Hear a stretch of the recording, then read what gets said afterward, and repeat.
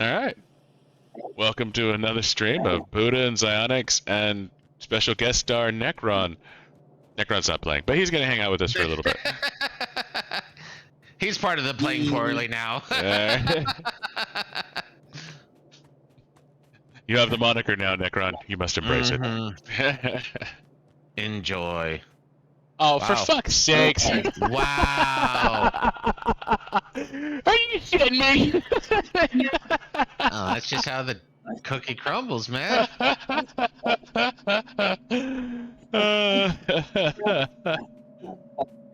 Oh, okay then. Anyways. Yeah, so for me, yes, Sung Jin Woo could have been make it a little funnier. Like sometimes there's a scene where he was this. Okay, I don't want to say too much because Shanks is not watching. Mm-hmm. Yeah, but don't worry, Buddha. It's gonna get better, and I'm gonna give you a little hint. Jeju Island. I hope you won't regret it. When they reach that part, I hope you won't regret it. I hope that you are not disappointed. That's what I hope you're not gonna be disappointed because that's gonna be one of my favorite scenes. You'll find out. No, I can imagine. Because like there's plenty of stuff set up, so as far as I'm concerned, they have to try to fuck that up. Which unfortunately I've been through enough that you know what they do. They embrace the try to fuck this up. Like I bet you can't fuck this up, and they're like, oh yes we can. Hold my beer. Seriously. I hope they don't because that's one of the hypest moments. That's all I can say. Hypest moments you're gonna find out soon. Oh no, I can imagine. I have a bunch of little things flowing through my head based on what's happened already. It's just no, and I'm hopeful. I'm well enough invested that I'm like, you know what? Can they screw this up? Of course they can. Hopefully they won't. Hopefully they won't. There's gonna be another scene where I said where I told you you like revenge stories, right? That's the biggest hit that I can tell you. You like revenge. Yep. He's a revenge whore. I hope they don't fuck that up because I hope that when I read that part, I hope they don't fuck that up. Yeah. Because when I read that part, I was like, ooh, yes. I think his panties were just made a little wet there, like. Seriously. Yeah, that's all. That the rest, I was just excited for that to be seen animated. We need more of these. But anyways, what me and Buddha were laughing at the very start of the stream. One of the guys that we've played with before, we haven't played with him for a long time, and he just popped up playing Helldivers. So it was like, it was just kind of funny timing where it's like, we're really? kind of... of all times? Yeah. Oh boy, I'm like... I think I understand. Like, you're like, really? Of all, like, seriously? Yeah. It's like, now? But yeah, no, he's a good guy. He's going to uni right now, and he hasn't had a lot of time to play lately. So we wish him the best, obviously. It was just really weird timing where it's like, oh come on, dude, seriously? Not even like a week ago. Yeah.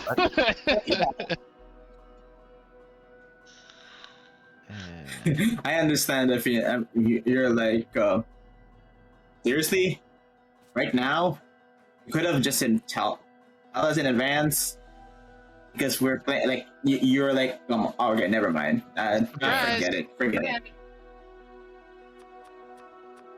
Yeah, no. Yeah, obviously, you do you got to do your own life. It's just really interesting timing for him to pick up Helldivers right when Buddha's kind of winding down. Yeah.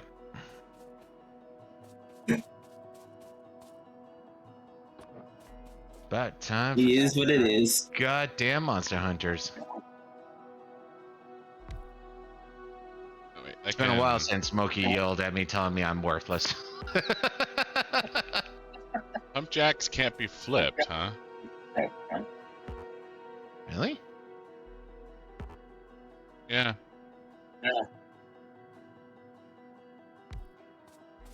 It seems odd, but It looked like you flipped it. yeah, it's popping up with this, fuck you, buddy, you can't flip these.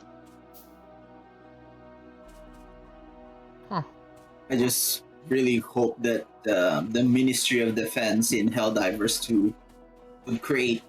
Okay, I'm gonna give them options if they are really in the budget. Like, I hope Arrowhead has a lot of money for in time for this, but like 2 stratagems I think of: a minigun stratagem and or a stratagem where they can let you have 2 to 3 rover dogs or hovering dog drones, 2 to 3 flying around you. I think giving you too many rovers is gonna be not some direction they're gonna go. Personally, Yeah. I mean, don't get me wrong, I'd love it. They should give us power for democracy. We are surrounded by all sides, damn it. And the gloom and the terminates are fucking evolving. We need to evolve to in order to keep up with those shitty bugs. No, I'm a huge fan when it comes to defensive drones. I mean, hell, in this game, that was part of my attack for a while. Is you could have temporary drones. I just throw out like 20 of them, just start running into mayhem. Yeah.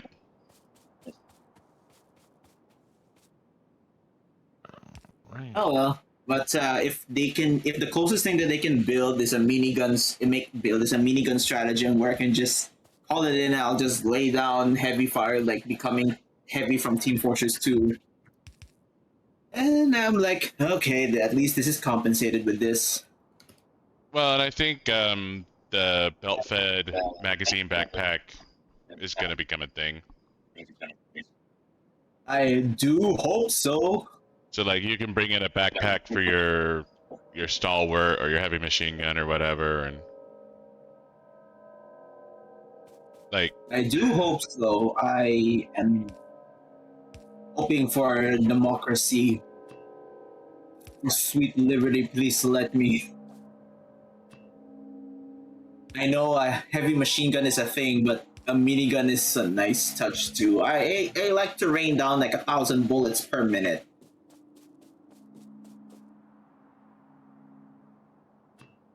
Oh, you haven't powered up, that's why.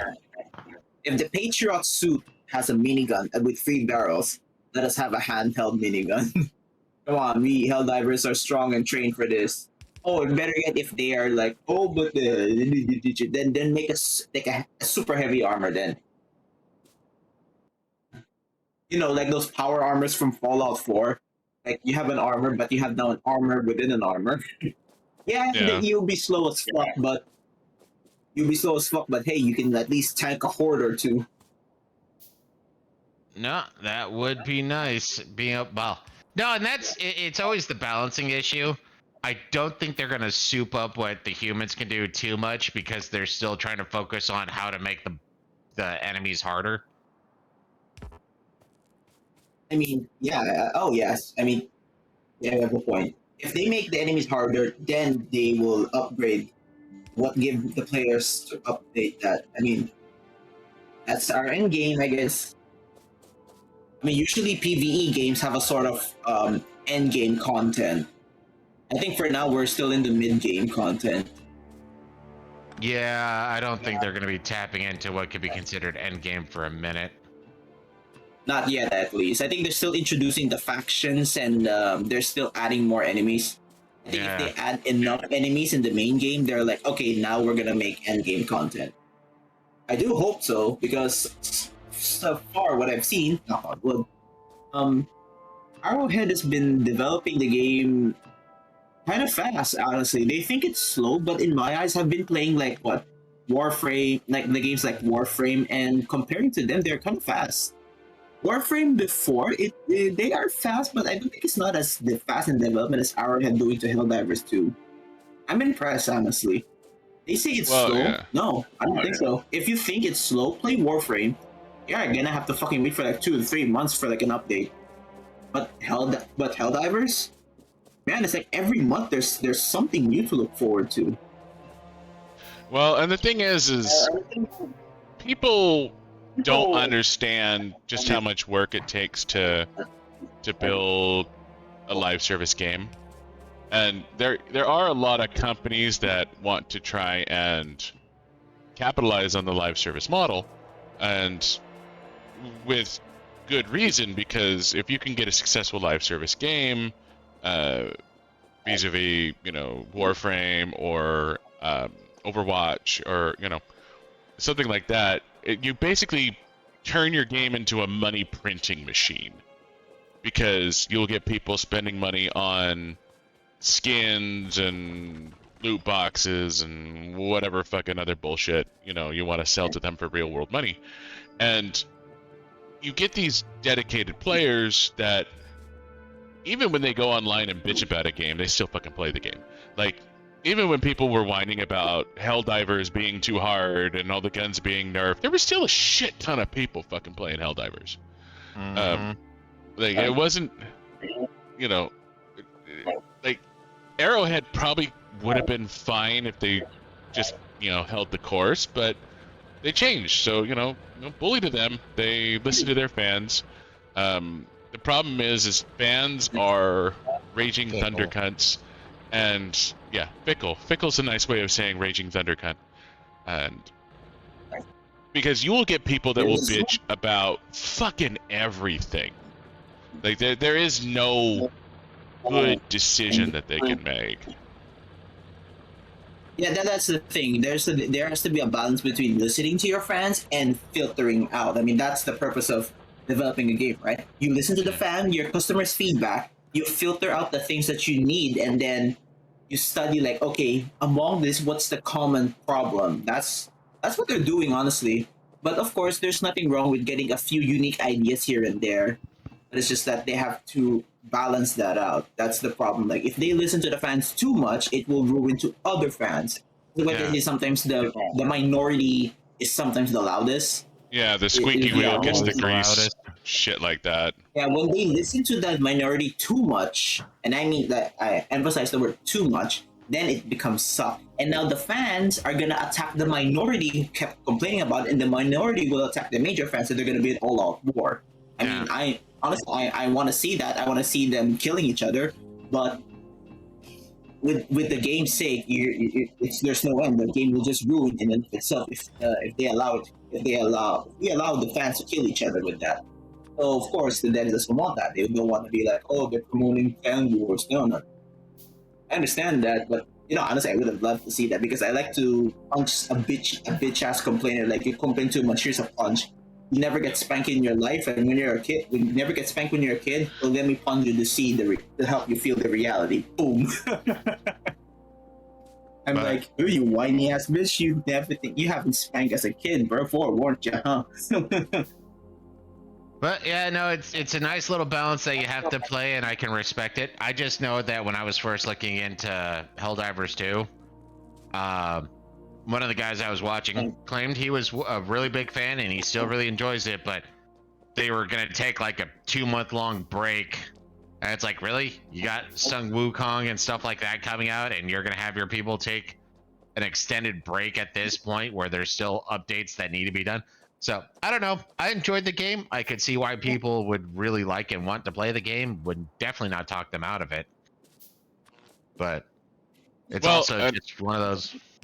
Well, it was a cultural thing, because the developers of Helldivers are Swedish or some shit like that.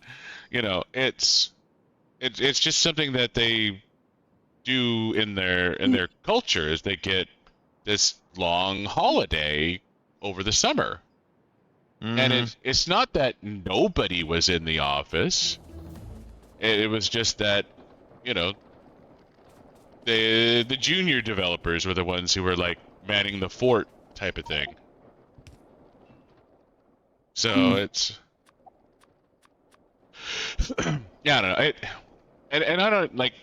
Man, me and Buddha started playing during the dark times. Like they had just released the oh, what the fuck was it called? I can't remember what the. It was the Winter Soldier type or stratagems. No, it was the fire ones that just came out. Like they just nerfed. Yeah, they just nerfed all the fire and they released the fire war bond, and that's when everyone started bitching, and it was. That's when me and Buddha started playing the game, and we had a lot of fun. Like it was awesome. Like, now, granted, we couldn't have done 10 if our life depended on it at that point. Yeah. Oh, darn you, Blake. Damn it.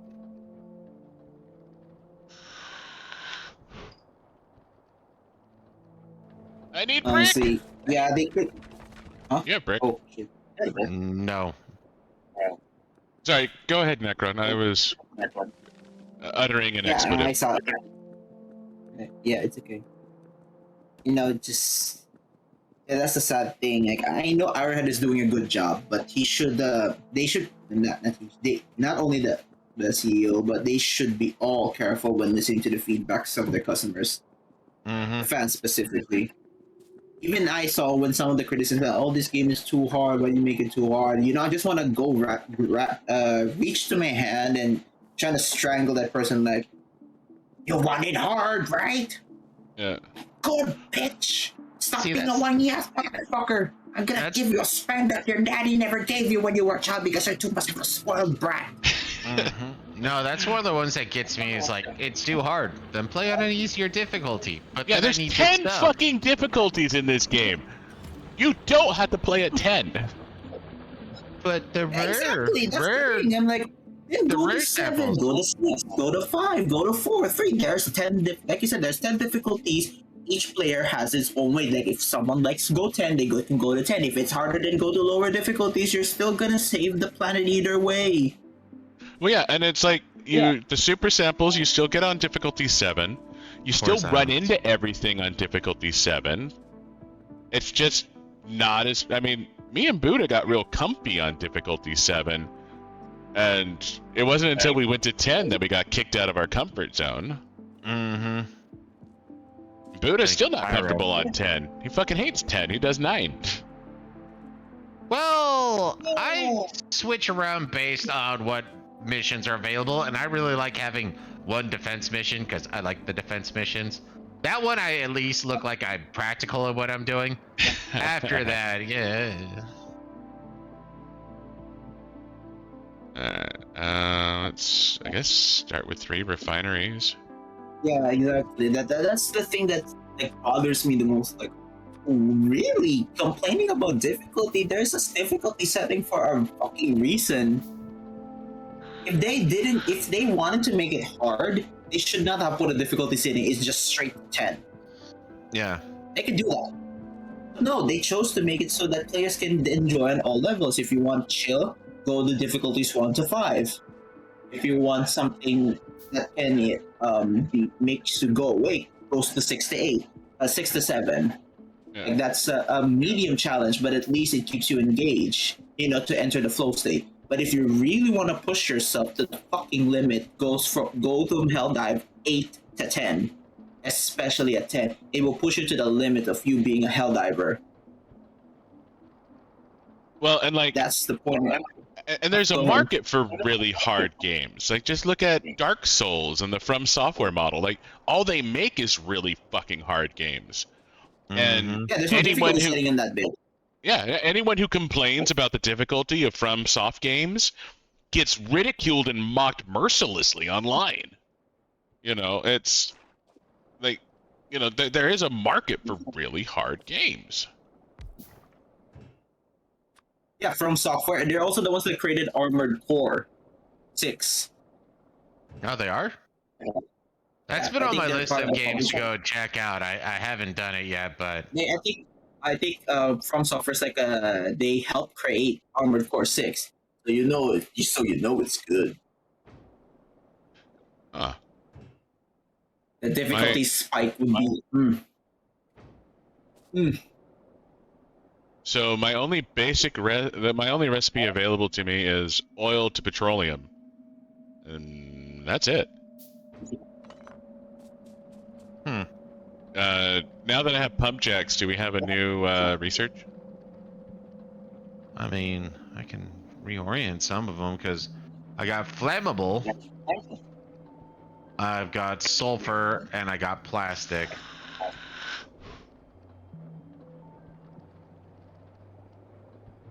Flammables. Well, we need sulfur. We need plastic. Oh, that's unfortunate. Okay, drop that. Well, I imagine complaining. Oh, Dark Souls is hard, and they're like, "Get good, motherfucker. That's what's designed to be. Why are you fucking complaining? We're to playing a game that is designed to be fucking hard. Learn your research. Learn your materials, dipshit." They're gonna be like that. And you know what? I'm like, I'm gonna let it.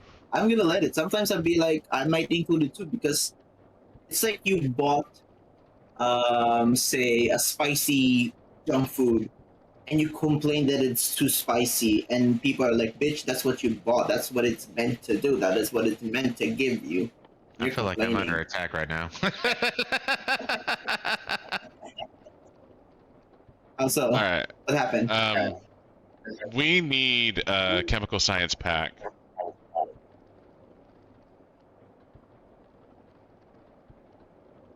Sorry. Sorry for. Yeah.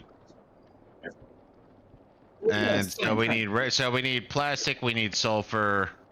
So I can get rid of the flammable, then that's later. Okay. So plastic will get us to red chip, and then sulfurs are also already good. So that's it. I still gonna finish off the physical projectiles. I figured that was gonna be a little bit quicker, but No, it's fine. I'm just saying we need to get. There's some things I need to keep going with production.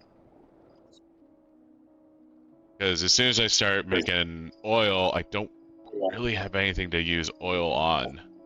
yeah.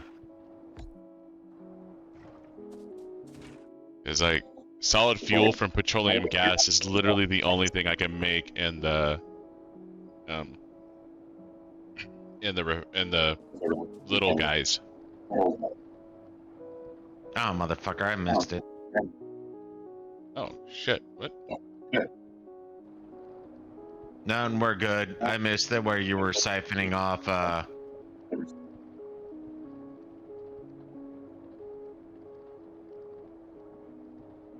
Okay. All right, there we go. I fucked up my stupid fucking OBS. All right. Since I'm kind of waiting at the moment, your primary, I'm gonna go take a leak and I'll get you a beer if you're good. Yeah, I'm good. Right. What's up, Necron? So far so good. Okay, she's out, right? Malik? I'm still got my headset on, but I can take my headset off if you really need to talk about solo leveling. Yeah. He just called you a she, man. Forget it. Forget it. Forget it. We can talk about it later, Forget dude. All good. I mean, okay, if you guys really want to talk about it, I'll take my headset off and I'll go do some laundry or some shit. Like, do not. No, do not do that. We're gonna have a different topic. Okay, Dungeons and Dragons. yes, I love this game. I've heard of this. Yeah, I've been before. thinking of multi-classing. Like if they're gonna be only allowing 2 classes to multi-class, I think it's obvious what I'm gonna pick. I think you guys can guess what are the 2 classes that I'll pick. I mean, Necromancer's one. Yeah. So, chances Artificer? are he wants to be like solo leveling, so it'll probably be a fighter or necromancer or mix. Nah, Artificer. You guessed it right, Shotix. And yeah, fighter is 2, good. That would be my secondary character in case my first character died. So, well, I'm a necromancer, so I probably can't die unless the DM says so. My first would be a Well, the necromancer DM and the roles, artificer. man. You're still both the DM and you are still subject to the rolls. You roll enough ones, you're just gone, regardless of necromancy or not. Yeah, so that's my secondary character will be the necromancer and fighter. My first would be the necromancer and artificer. All this shit, the things that I'll, if the DM allows it, I would create the similarly to Necrons. Like, I'm gonna create like I resurrected 10 zombies, and then I'm gonna do shit with them, each of them. As an artificer, I'll be doing experiments to like mechanize them some way, and I hope it works. And I hope my rolls are good. And that's RNGesus, man. RNGesus. Sometimes roles can be. I hear that some DMs only allow roles if, for example, they allow you to hit or kill. But for example, in a certain situation, make a roll check for that one. Some DMs do that. Other times, DMs makes you do each roll. Sometimes they allow you. Sometimes they make you want to do a check. Yeah, no, and I've seen that before. It will vary. Sometimes it's like, okay, yeah, we'll let you do that because, like, if I remember right, when it comes to certain checks, like if they want you to, do it immediately, then that's one thing. But then there's also the what's the word I'm looking for? Because you could sit there and be like, okay, I'm gonna spend the next 10 minutes, looking at the ground right here. And it's like, okay, if there's something right there, you're gonna see it because you're spending 10 minutes, not, just a quick skill check. I forget what it's called when they do that though. Taking a 20. Got it. It's been a second since I did D&D'd. Yeah. So it's but the thing is when it comes to skill checks, a 20 is an automatic success. Yeah. You can still fail a skill check with a 20. Like you don't have a 5% chance to bend the fabric of reality just because you got fucking lucky. There are certain checks that are just they are and should be fucking impossible. Yeah. No, I remember once because of my what was it? My negotiation skills or something like that. I actually made the argument that I was going to convince illusionist that I was a crazy illusionist that I was his long lost brother. And it's like, if you look at the difficulty of the rolls, I just technically have to roll an 18 to be able to do this. And so I rolled an 18 and then I rolled another 18 because he had me confirm it. And I was like, bam! And then he was like, oh, well, now he's not going to let you go because you're his long lost brother that he didn't know about. And I'm like, fuck that noise. I'll roll more dice. I'm good. Okay, makes sense. Makes sense. Okay. Okay, let's drop off some wood. Let's pick up some ammo. And it's time to start going to play with the natives. You're such a racist, Buddha. What? I understand land, and I understand that I want it. In Factorio, I don't think there's such thing as slavery. So do the whatever the fuck you want. No, it's just genocide. Alright, have fun killing your slopes. Okay, I don't want to say anything. You're live on Twitch. Okay, we're in trouble. Are you live on Twitch? No, that too, but no, power down. No, I was about to say something, but I don't wanna say anything any further. No, it's not that. It's we're out of power, dude. Yeah, I understand. Look, yeah, I was about to say something, but I didn't remember you're streaming. So. Nah, go ahead, dude. Say whatever the fuck Say you what want. you want. I'm just worried about now. We're apparently out of power. So. Okay. Not genocide, but you can always turn some of them into your comfort girls. Nah, they're biters and spitters. Don't want none of that around my stuff. What? Don't you want to experience some pussy from time to time? Not from these things. Interesting. Okay. So we're not getting enough coal. Yeah, we're absolutely not getting enough coal down the line. Alright. And sometimes I think of like, Cutting off the connection to everything else. Women that I have slaves to, I can just sacrifice them or slave them, or I can just turn them into my personal sex toy. Always an option. I'm so sorry, Twitch. Everything that I say, it's satire, so please don't take me seriously.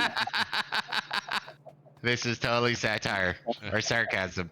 We don't actually believe that universal suffrage was a bad idea, and there's not evidence to suggest that females intentionally vote poorly. Hey man, talk to Necron. We have to remind our viewers too, like every joke that we're gonna say is nothing but satire and sarcasm. Please do not take us seriously. We do not condone these behaviors because there are laws against it. We are not responsible if you're gonna if you're gonna take our jokes seriously. Okay, however, so I just disconnected the rest of the factory, and I'm gonna manually throw in some coal, and I disconnected the rest of the factory, so we should be able to get the coal on. Well, all your you still have a bunch of your weapon platforms connected. I'll just kill that. To the left maybe, but I've disconnected the primary hub. Right. So you walk in, you hear that Iskander, and then you get to see a full ad. Go us. Welcome to Misogynism Weekly. Bi-weekly. Oh, that's right. It is twice a week.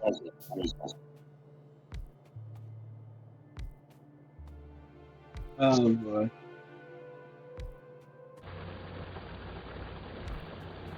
Okay. Got Coal is running again.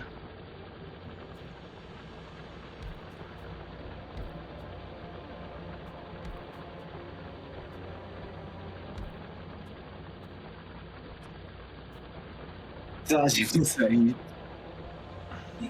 yeah, I know sometimes satire can be offensive, but that's the thing when it comes to making jokes. Like, if you want to put a good punchline, no matter how bad it is, it's always good to have a disclaimer even during the middle of your session, just for a reminder for some people. Because sometimes if you don't remind them and you only remind them, but it's a satire in the end, yeah, you're gonna have a. No, I don't agree. Comedy should not have a disclaimer. Either it's funny or it's not funny. And either you find it, you're sensitive to it, which is a you issue. So, yeah, no, for me, no. So you either laugh or don't laugh. I think. Yeah, and if you don't laugh, that's perfectly fine. But the people who do laugh, guess what? They're not evil.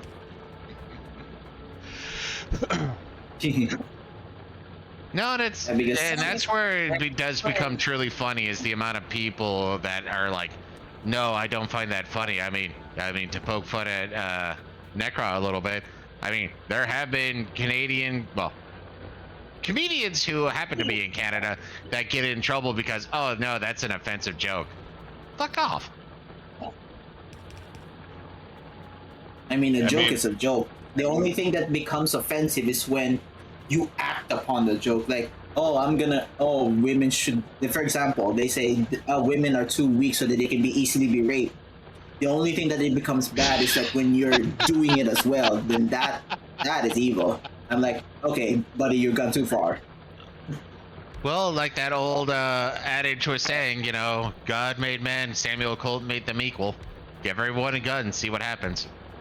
I am very pro-gun, by the way. I mean, it's like my martial arts colleague or our niece.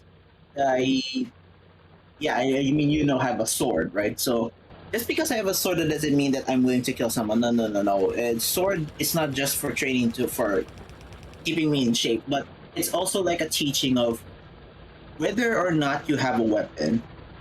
The discipline of having a power comes from you. If you manage to deal a situation without the need of a weapon, That's good. And it also removes the fear of dealing people with weapons and being aggressive. Well, Weapon it goes training is back not to just like one of those things I've heard plenty of people say, you know, a true master never gets into a fight because there's no need to, and those who know how to inflict damage understand the responsibility of what they can do and choose not to do because it's not worth the result. No, there's a bunch of stuff in there, but people get no, I'm scared. No, yeah, I've seen. Well, I haven't seen it where audience or Scanner. I haven't seen it where audience members kick out a heckler, but I've obviously seen a bunch where the comedian just straight up destroys a heckler or hecklers. Oh, I'm so funny. I'm funnier than you. Oh, really? Come up here. And that I've actually seen some of those which are hysterical, where it's like, oh, you're funnier than me. Come up here, and they actually hand them a mic. And it's like, oh, yeah, you're dumb. Oh, aha. So funny there. You got me on the ropes. You might want to hit me again. This Freedom Tunes that's fixing leftist memes. Hecklers. Like, yeah. I've had great fun watching hecklers get absolutely destroyed by comedians. it just, it's like an equivalent of, in my times I get spanked too and I got too naughty and then I got bullied and I fight back one or two times. But, what I'm saying is like sometimes getting bullied, learning or feeling getting punched can teach you humility. No, it's not. It's not a bad thing. For me, it's like, no, let me explain. Yeah, it shows unfairness, but sometimes it made you realize that, oh, I have to learn to navigate the world, because if I didn't get bullied, or if I didn't get punched, I might think that I can get away with it because I can just talk, insult without getting punched in the face. Yeah. Sometimes I get bullied because I deserved it. And I'm glad that I experienced that, because it also helped me learn like I need to shut the fuck up. Because if I don't, I might end up like these people like in the US, some, not all, but some, like they can just, I can just throw insults at you, I can just insult your mom or dad, I can just do this or do that. And I'm like, have you been punched in the face? It's like you have not been punched in the face. You can just yap your way out of your situation. I kind of want to mock how Sonic set up his. Oh no, he did it right. My apologies. No, tell me more, Buddha. You did this perfectly well, and I appreciate your hard work. He is so brave and so intelligent. But and it's so I remember I was talking to my sister once about that, and she was like, and I was like, you know what? No, there's a difference between being picked on and being bullied. And it's like, what's the difference? It's more internal. Like, I've been called a fag before. I don't view that as being bullied. I don't think I was being bullied. But according to some people, I was bullied, and I'm like, no, I don't think so. Scander asked us if we were gay. Scander asked if me and you were gay. Yeah, my parents thought I was, apparently. The worst moment that I was bullied, I remember, was I told this Scander this. There was this one that I know it was unfair. This guy was, quote unquote, claimed to be a black belter, and he is a black belter. I figured that out. And he not only can bully me emotionally with words, but he can bully me physically. Normally, I can fight with either one, because if you're bullying me emotionally, I can dominate you physically, and vice versa. This guy has both. And no matter what I do, he dominates me in every way. And here's the worst part. Oh, daddy. He doesn't always bully me, but whenever he does, I can't do shit. He's not always bullying me, but when he does bully me, I can't do shit. And even if I tell the teachers about it, for some reason he gets away with it. And that was the one that I feel like it's the most unfair that happened to me during elementary. Like, shit, what can I do? I can't do anything to this fucking guy. Of all the bullies that I can deal with, I can just tell the teacher, I can just tell my dad, my grandpa when he was alive. God bless his soul, he's in heaven now. When he was alive. But this guy, this motherfucker, I don't think he's getting in trouble. Of all the people, of all the bullies that I had, he's the one that's like getting away scot-free for some fucking reason. And well, you know, it's in the past now, but without that experience though, I don't, you know, honestly, yeah, I could have defended myself, but at that time we don't have the money for me to enroll in a martial arts school. Honestly, we don't. We only got what we have, and yeah, it was the most unfair thing that happened to me. But you know, without that experience, I would not have been who I am today, and it made me stronger. But yeah, that's the most unfair thing that happened to me because he's getting away with it. He's stronger than me. He can bully me like emotionally. What the fuck? But it also made me learn that things can be unfair. It is what it is. Yeah, no, world is not fucking fair. So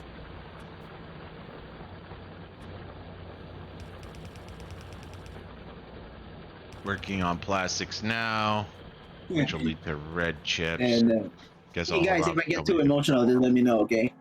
Yeah, you're fine. Man, you do you. I mean, So, anyways, I'm just gonna continually throw in there. It's going out to the world, man. Yeah. I mean, no one's gonna watch it, but yeah, it is going on YouTube. It's fine. I can. There's things in my life that I'm willing to share, anyways. Not all, but there are things in my life I'm willing to share. Yeah. If ever they come back at me like that, I will be like, well, shit. Yeah, that's me. I said that. I don't regret it, single bit. I used to be concerned about. If I ever revealed my. I'm sorry. I was gonna say I used to be concerned about shit I said on these streams, and that went the fuck away. Like, I'm still concerned. Yeah, but the only time that I will regret it is that when I revealed something that I'm into, and that will make me lose my shit. But don't worry about it. That's a topic for another time. So there's more to be mined in this particular field. So everything back on, right, Buddha? Yeah, well, looks like it. I've connected everything to the north. I've connected everything to my outpost to the west. I connected to the north. Looks like we should be fully online now. And the coal is backing up. Oh, yeah. Okay. Just trying to see if there's like a way to see how much of this. Alright, yeah. Our available power versus power output is good. Yeah, we just ran the fuck out of coal. That's all it was. Yep. I mean, don't get me wrong. All of my radars are starting to add up, but more information? I like more information. Yeah, no, it was just bullshit design from the get-go. Like, it was just... yeah, once you start siphoning off coal to start making the grenades and shit like that. Yeah, that was the beginning of the end. Excuse me. I wanted some of these. I don't remember exactly why.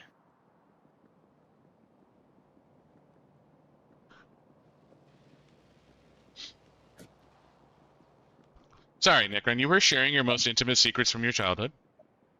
And we were ignoring you because we were Did not playing say a game, anything but now about we're listening intimidations. again. All I can say is there are things that I like that the world does not deserve to know. That's all I can say.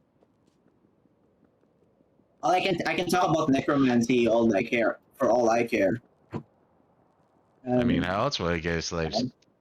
Yeah. I mean, necrophilia is a thing for a reason. Like, I mean, the word exists. No, not to that point.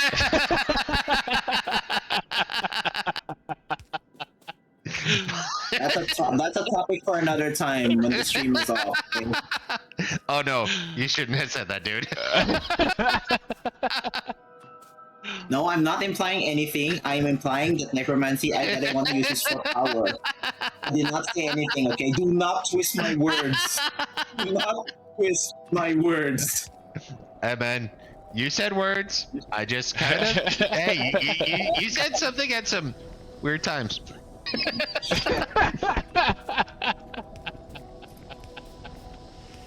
Anywho, researching red chips.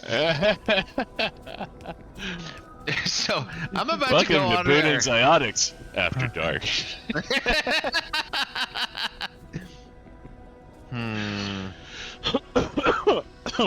So part of me wants to kind of go clockwise, but I guess I should start off where, because we have 2 more oil fields to the southeast, and we're gonna want to be able to tap those.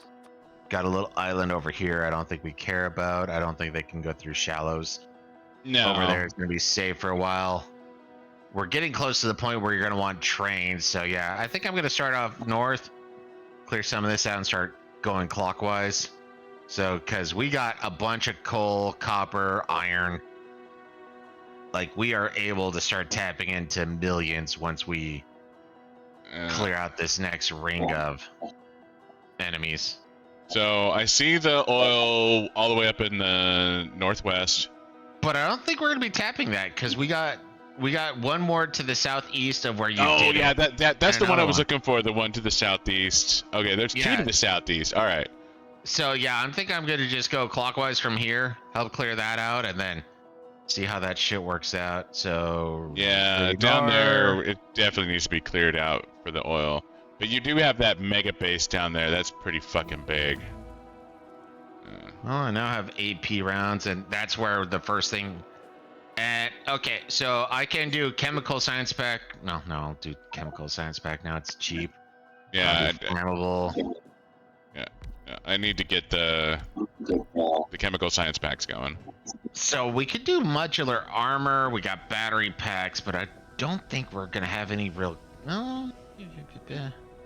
I mean, you Wow, we could do uranium mining.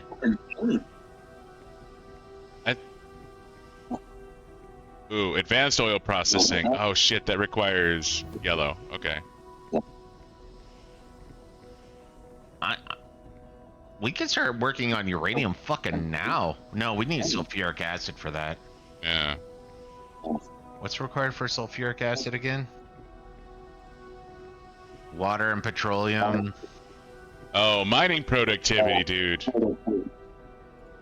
Oh no, I'm gonna be working on that, but so water, sulfur, and iron plate. So if we can make sulfur, I can make sulfuric acid, and we can start working on goddamn nuclear power.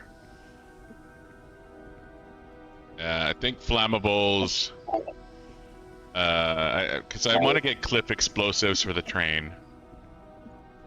And they're not going to allow us to do the Corvo enrichment process until we start launching rockets, because we need science packs. And unless they change that, that means we need to start. Oh no, yeah, ice, carbon, and iron plate. So what do you want next? We can get electric furnaces going. Oh, those don't require chemical packs? Nope. Yeah. Well, No, they do. yeah, no, That's it does. blue. It does. Yeah, My yeah. apologies, blue. So I'm gonna start. Well, like, okay, so you want explosives? Yes. That'll unlock rocket launchers, which I do want, and landmines. Modular armor, because armor is good. Yeah. Portable solar panel doesn't really matter. Mining until we productivity play it. 1. I want that. Oh, there it is. Modules is nice, but I don't think we're going to start making modules anytime soon. Well, that'll just unlock the ability to do the research. Oh, okay. Never cared for flamethrowers. Yeah. Defenders ain't bad, but I haven't used them for a second. So I'm gonna leave those running because we need those chemical packs before we can start doing the advanced oil processing. And if this gets done, I'll take another look, but chances are I'm gonna start working on projectile damage and projectile reload speed. Well, and like I said, I would really like to have cliff explosives if we can get that with because we have explosives that we can research. We just finished explosives. Well, I mean, stronger explosives. This one. Where'd they go? There it is. So explosives, cliff explosives. Cliff explosives require metallurgical science. Wow.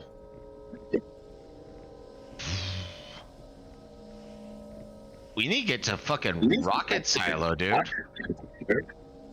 Really? Take a look at my screen. So we have everything, but we need to be able to get metallurgic science packed, so we need to go up this path. Yeah, we need to get rocket silos. So we need purple chip, we need advanced material, or we need electric furnaces, and we need low density structure, along with rocket fuel and logistic robotics. So yeah, they're making it. Wow! Fuck your you, ability game. To terraform. Yeah, that ain't happening for a second. You're gonna have to respect the terrain. God damn it. That is a very weird decision to make, game. We could breed fish. Fuck berries. Wow, that is such a weird thing to be able to do in this game.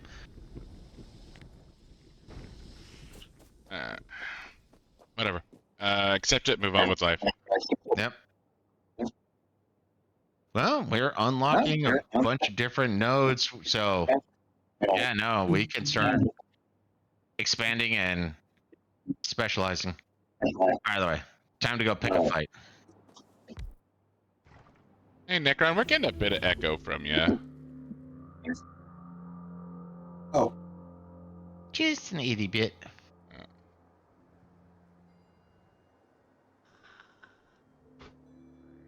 So, plastic. Hit these two. Might have to hit that one because of how close it is to the radar. Also for water. Oh, shit. I did not. Yep, that is not happening. I need a lot of ammo. Alright, so...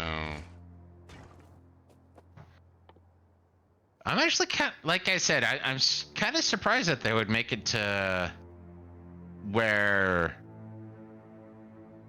cliff explosives was going to be something that they were going to ramp up the requirements for. No, you can only do this once you hit. I mean, I guess it kind of forces you off the planet, because if you could start terraforming, then you might get a little too comfortable here. Yeah, I guess, yeah. So, alright, I need plastic. Where is the nearest coal?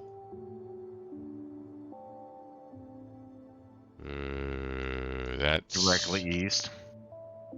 It's not a friendly place. I mean, I guess I can start there, because there's nothing to the west or south of you. Alright. There is the 2 million coal I can pick up that's back closer to base. Yeah, over here. Like, this is a... It's a really bit of a hike, though. It's a long goddamn hike. Man, I don't know, it's probably only a little bit longer than the 10 million coal. If I'm being honest. Am I going over there to start clearing out your area, or am I starting in the north? Go ahead and start in the north. I'll get me some coal the old-fashioned way. Alright, so 25. I need repair kits. Let's get some of those going. Should be fine on the wall. Should be fine on the ammo. Should grab a little more AP round.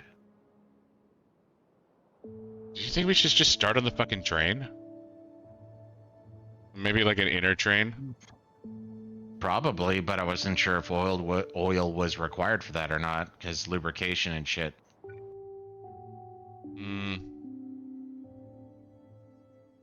I mean, you're not going to be able to make yourself a grand train like you generally try to go for, but you might be able to make yourself a itty-bitty one. Yeah, we're gonna need engines, which doesn't require oil. I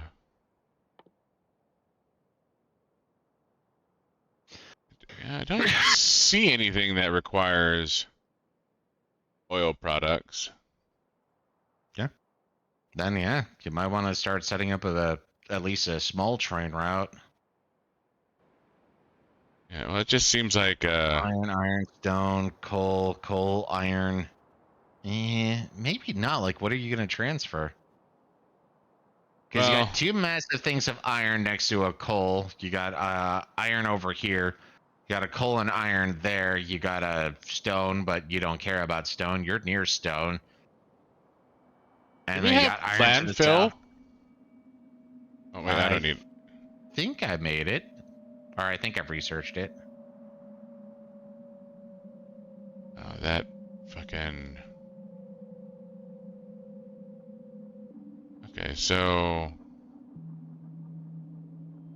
there's a path directly north to me up to about where you are that I could hang a left, go all the way over to the coast, go south. That would be then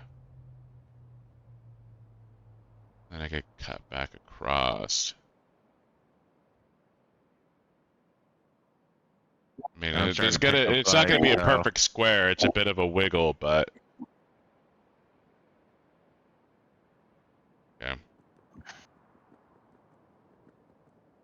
I'm just trying to like, because we're gonna continue to need resources as we expand. yeah. And while right now it's just coal, I feel like um, solving this problem going forward is a better solution.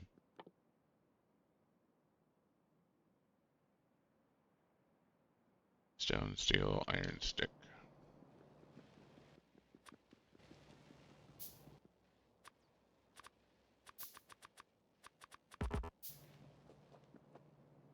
That's you? Yep. That's you. Taking on a base.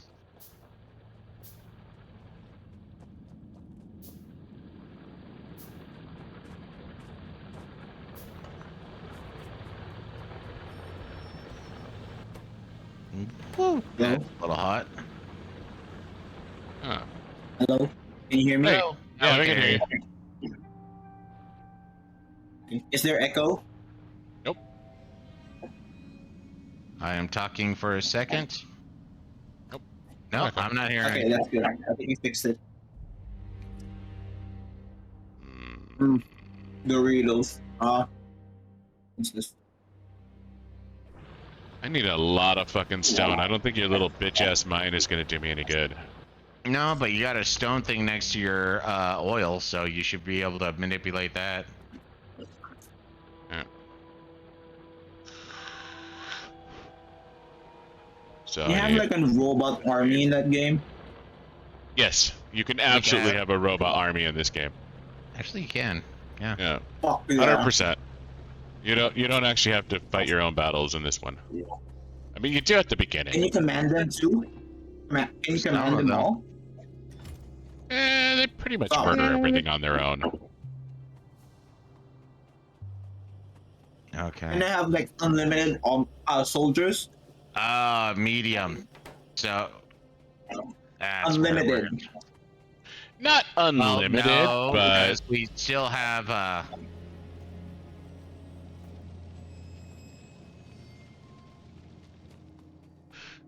you can have like a personal roboport that you can use to just have like a robot army following you. So it's not fucking unlimited or anything like that. They have like 100. Yeah, easy. Oh, they're temporary, Yeah. so limitations. yes.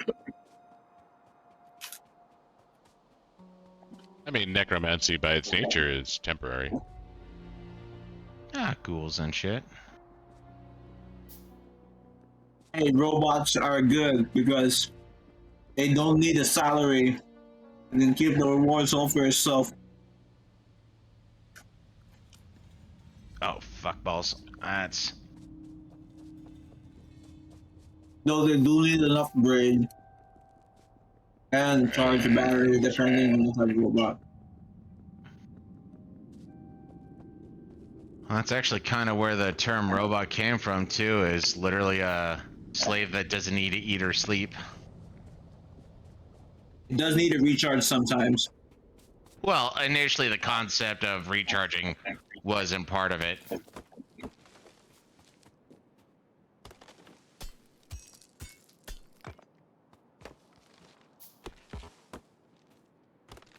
Yeah, unfortunately, the laws of thermodynamics had something to say about infinite slave person.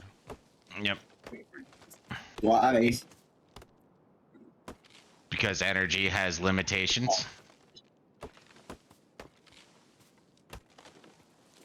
And that's why I think I said that yeah, the robot army doesn't need to eat or sleep or an upkeep, but they do need sometimes the battery to be recharged. Well, that's what I'm saying though, is initially when the idea was first thought of, that wasn't something that they took into consideration. So now it's something we do have to take into consideration, but yeah, initially it was just like, yeah, no, just something that could constantly work forever, no real issues.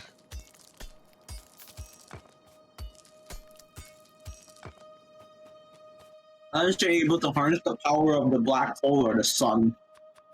Yeah, Dyson spheres, but still, you need a chance to let them, sit down and recharge.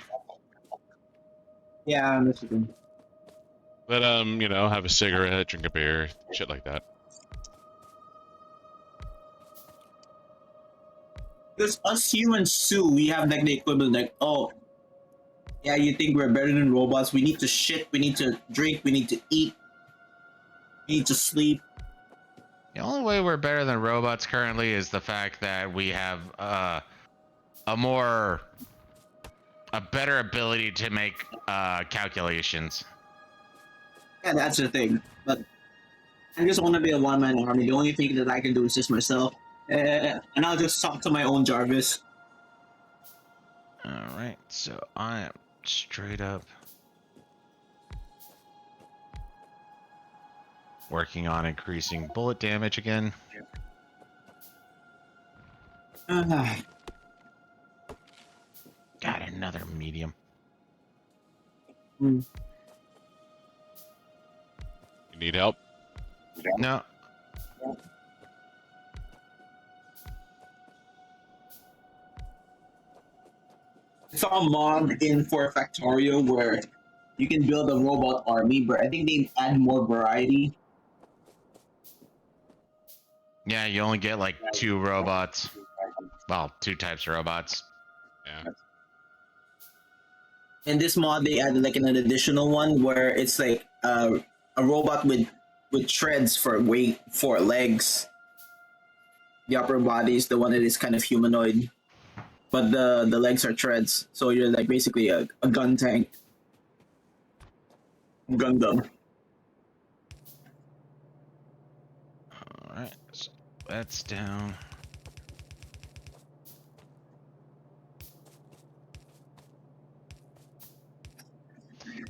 No, the sooner you can make rocket launchers, the sooner I'll be happy, though. What do you want to blow up, Buddha? Worms? Oh, right. Yeah, that makes sense. Fuck those guys. Seriously. Of course, I gotta wait for the acid drops to go away. So...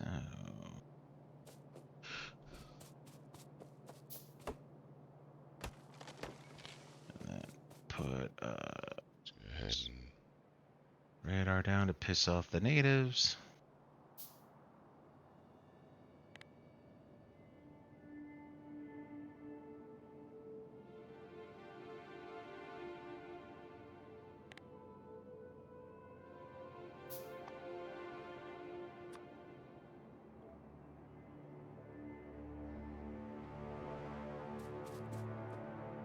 Before I get lost on that, let's start filling these up.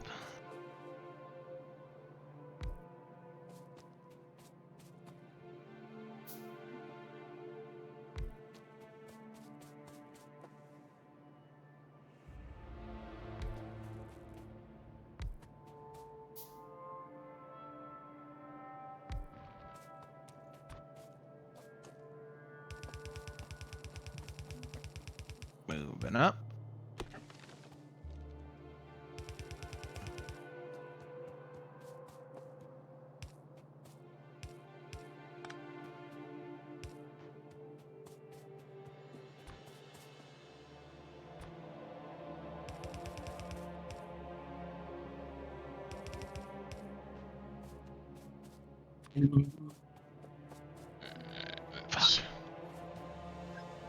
No, let's not do that.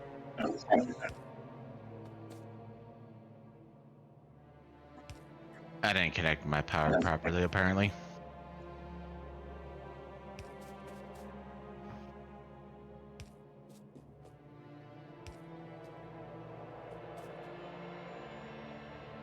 Going down. So are you still nursing your drink?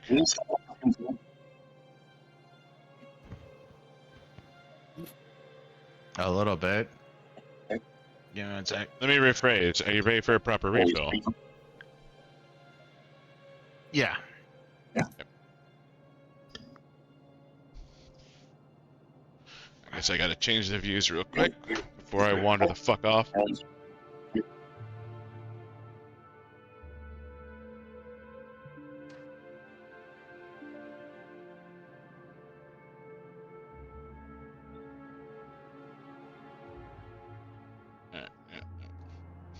Button confusion.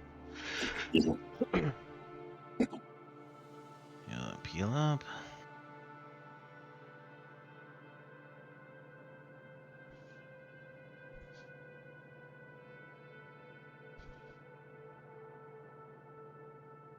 So what are you working on, Buddha? Expanding our borders, killing off the natives, and trying to make sure that you can build up your drains. Little things. As long as we're starting small. Hashtag little things. Just hashtag. Just Factorio things. Yeah. No, and to be fair, that one got faster until I realized that there was medium worms in there, and those medium worms are not friendly. Medium worms are not your friend. So with that, I'll be able to push up here, which will be a nice little choke point, which should make it to where we will have a nice buffer. Give us more information, then I'll start heading east, going down here. I might have to hit that one, because that's going to be close.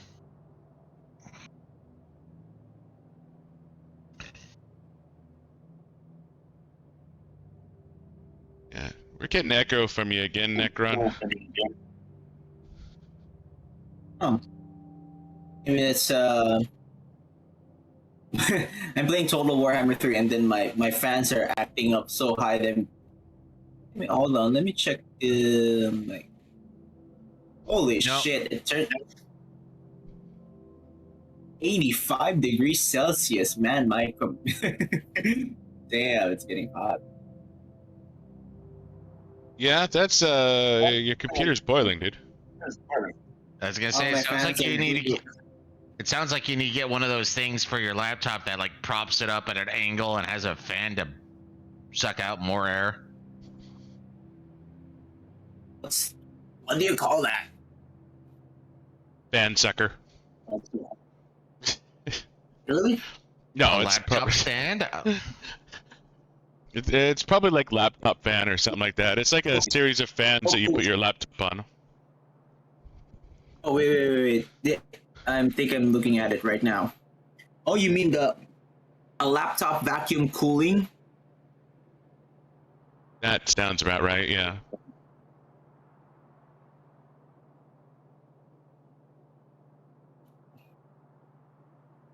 Okay, let me see.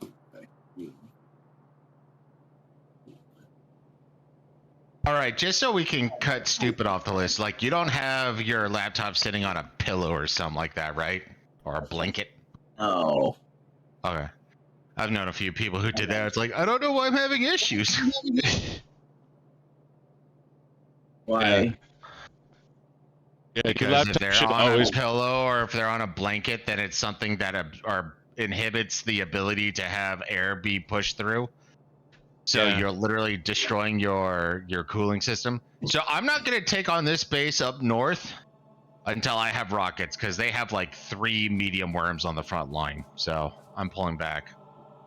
So I'm gonna start heading south and east. I'm assuming we need chemical packs for rocket launcher. No, they should be researched right now, actually. We just need explosives. Nope, they are not researched right now. Rocketry, so yeah, we need chemical packs. No, we need science packs. We're doing that shit next. So yeah, that's gonna get researched, and what is required. Oh, you gotta be kidding. So yeah, make explosives, please, because all it requires is iron plate, iron gear, electronic circuits, and then iron plate and explosives. We could start tearing shit up.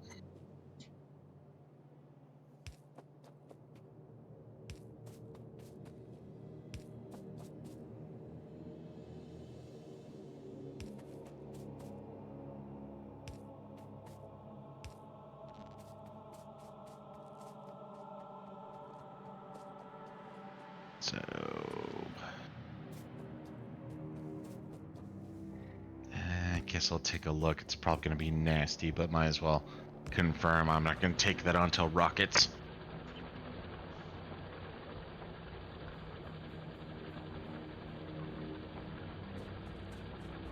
Speaking of which, while I'm thinking about it. Yeah, because we're definitely going to want to automate rockets. Yeah. Tango, rocketry, rockets. Requires explosives.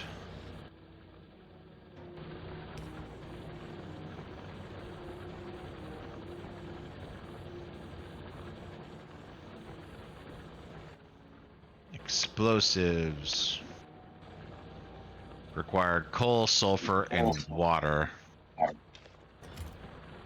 And you're near to water, you're near to coal.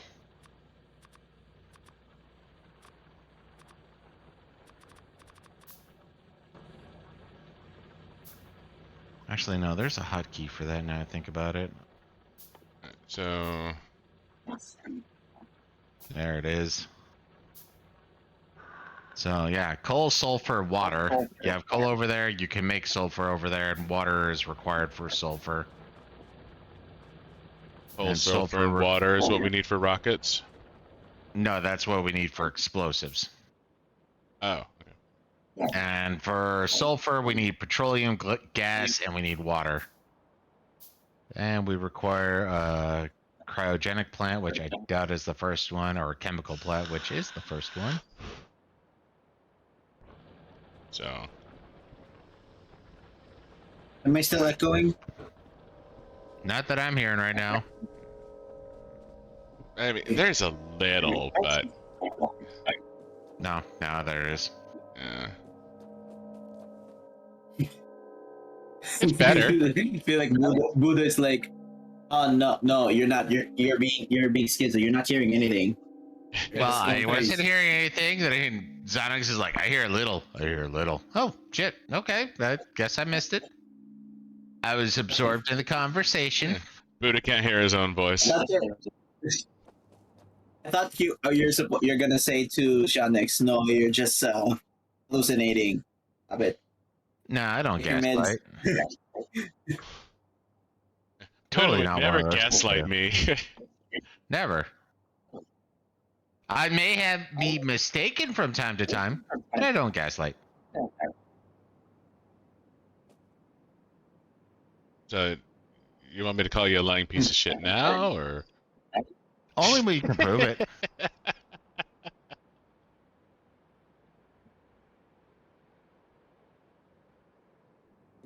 Should I buy a cooling pad for my laptop or a vacuum cooler?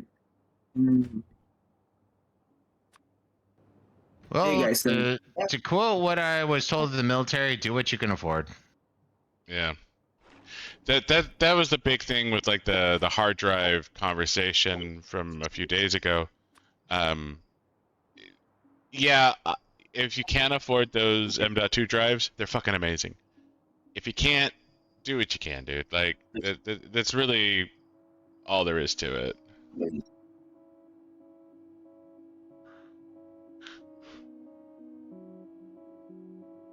So this is closer to what my raid should look like if there's not a medium worm around. Alright. Something about it. Everything okay? Necron? On my end, yeah. Oh no, it sounded like Necron was. Never mind. No, I was just about to watch a video about the difference of vacuum cooler and cooling pad because I might buy one in the future because considering my games are big, like right now yeah my games that if I'm gonna look at my armory crate, it says here that holy shit, it's now on 95 degrees Celsius. I'm using now 14 out of 16 gigabytes of RAM.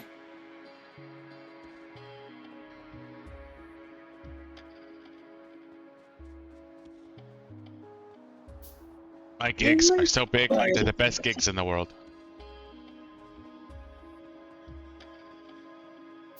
I'm thinking of I think you already saw I saw you the model of my laptop. I gave you the name of the model of my laptop, right, Shonik? So you did. Can I install an additional RAM, or can I put like 2 RAMs in it? So one is 16, one is 32.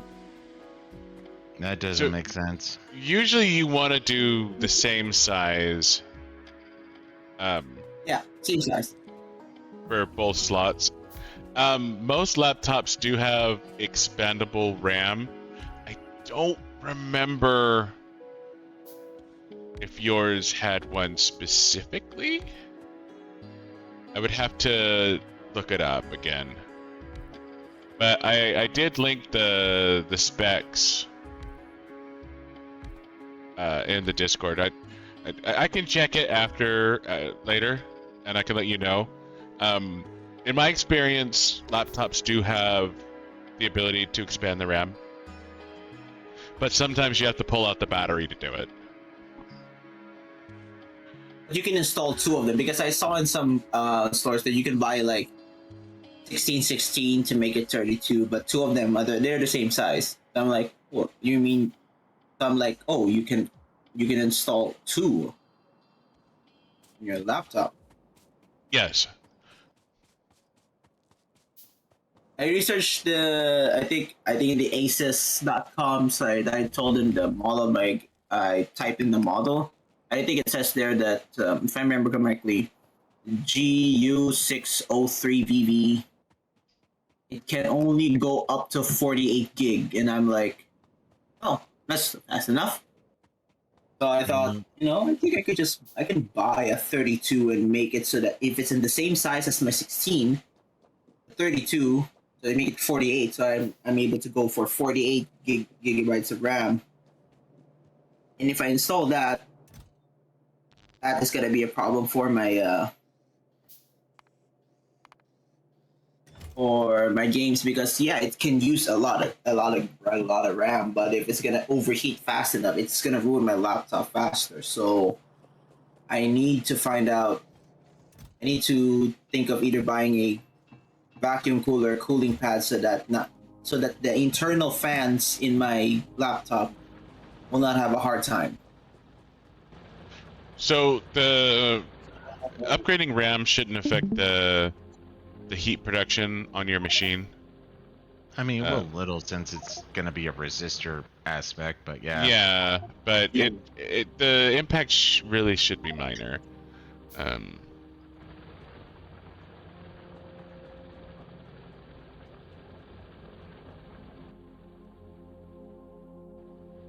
Where the hell are we dumping our fucking having a wood? low, but being able to reduce oh shit, no, that's not the part of this one. Having reduced temperature can increase the performance, right? Because Yeah. mine says it's 90 degrees. There is an optimal range of heat that'll allow for best performance. If you're too cold, you're gonna warm up. It won't be too much of an issue. But if you're too hot, then yes, that will have a negative effect on your performance. So what happens is the resistors are so close to each other that as the heat in your laptop gets higher, the metal in the chips expands, and you start getting arcs, signals jumping from one resistor to another resistor, despite them not actually being connected. And it's optimal, I want to say, is about 50 to 60 C. Anything above that, you're going to start seeing degradation in performance. Yeah, I'm gonna find a way to buy a cooler. I'm just gonna watch a video and I'll be muted for a while, so I'm just gonna come back and see. I'll be planning on buying something in the future. And research is always good before you make up. Whoa, I'm in trouble. Yeah, research. Okay, I'll be right. I wish I had a health pack. Run south. I'm heading towards you. I'm good. You don't need to come. Wow. Well, I know where to put my fucking defensive line now. Okay. I was just trying to check to see if there was worms, and there are a few small ones, but I guess I was a little too aggressive when I was all the way zoomed out. Yeah, I've never had that problem before. Never. Not once. So small worm, small worm.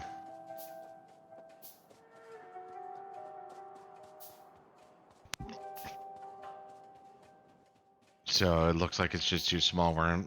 There might be a big worm in there. No. 3 small worms. So not gonna be an issue. I should be able to take that one out. Shouldn't have to worry about that one. Woo! 14 million iron, 10 million iron, 8.5 million coal. That would be nice. I'm next to 3.6 million. You're next to 2 sources of stone. Okay. So take out this one, probably take out the one north and start going clockwise again.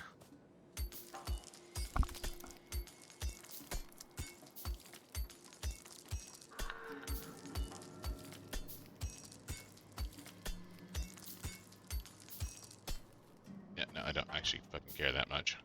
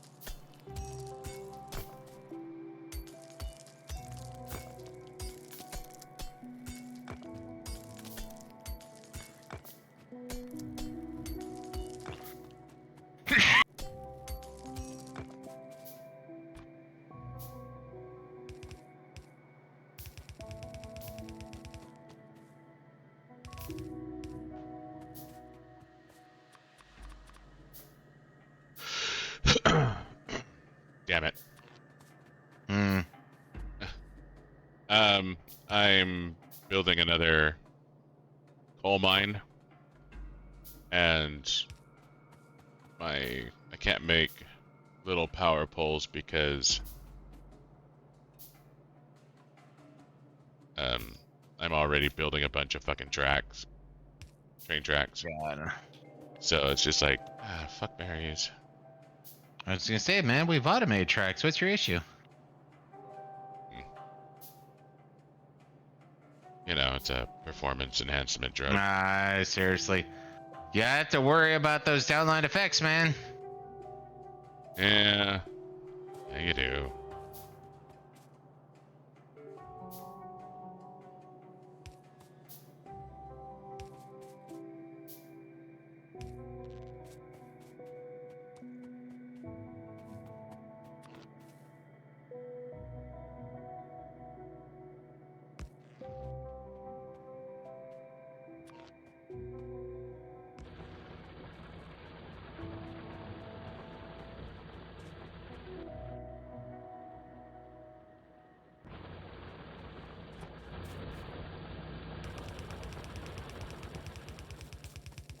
Alright, so I watched a video about the vacuum cooler pad. It's like a portable one.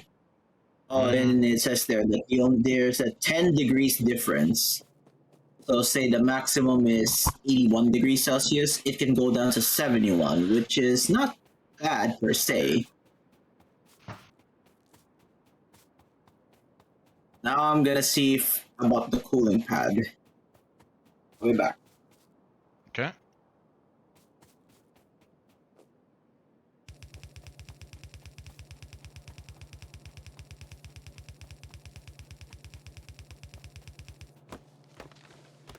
$10 doesn't seem very good, but I was gonna say that seems a little low, but even then, you have to think that's still 10 degrees you're helping your computer out on.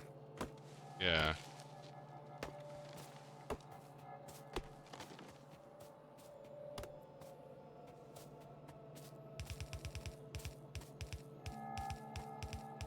I mean, every little bit helps. It does, but it seems like you should be able to get better returns out of a dedicated cooling unit. I mean, I haven't actually bought one of those laptop coolers, but you have, so I don't know if 10 degrees is like normal for those. Well, I've never checked. Like, I did it to be supplemental, but also at the same time, I've never used a laptop as my primary gaming system. It's just Oh yeah, that is true. been a nifty. It's always been a secondary. Yeah. I mean, I generally play lower quality games on my laptops, not high intensity ones. Yeah, I mean the laptop you have now is not bad, but Helldivers would probably make it cry. I was gonna say I wouldn't even play Helldivers. I could probably be using it for emulators and low key games like this.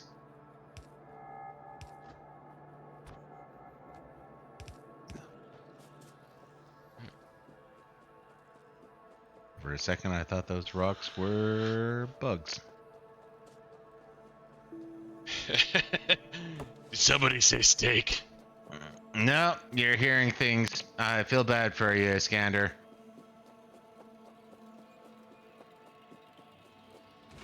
Alright, so Well, we did talk about Monster Hunter, so you know that's always good.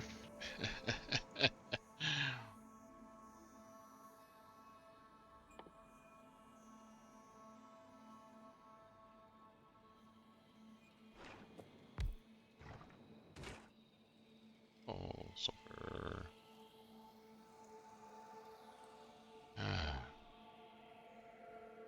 Sulfur is just petroleum and water.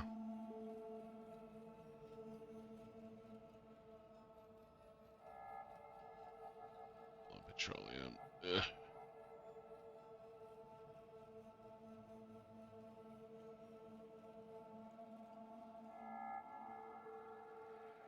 No, he sucks at Monster Hunter too. Oh, I suck at everything.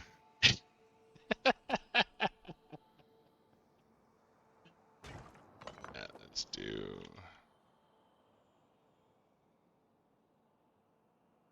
Like I said, man, if we hit a point where Moki just ordains to brace himself with our presence or us with his presence, you'll hear him talk. Dude, what the fuck are you doing? Why are you why didn't you do this, man? What are you talking about? The abuse.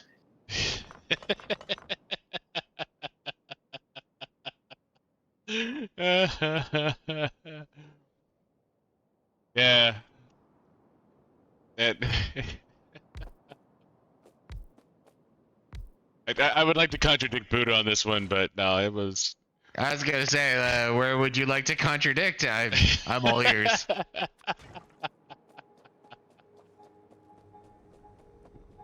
A German telling me I'm subhuman. It's a weird feeling, actually. Quit playing like a Jew.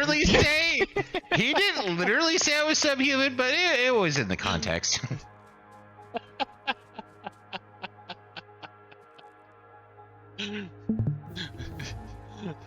What? Do you want to go open a deli? Play like a fuck. I'm doing the best I can. You fucking suck. Your everything bagel is subpar.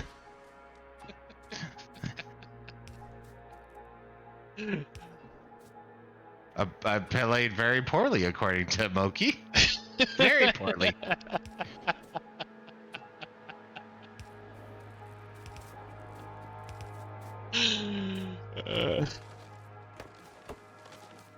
No, there was a couple times after a gaming night, he came back and apologized, like, sorry for being mean, man. And it's like, no, it's fine, it's fine.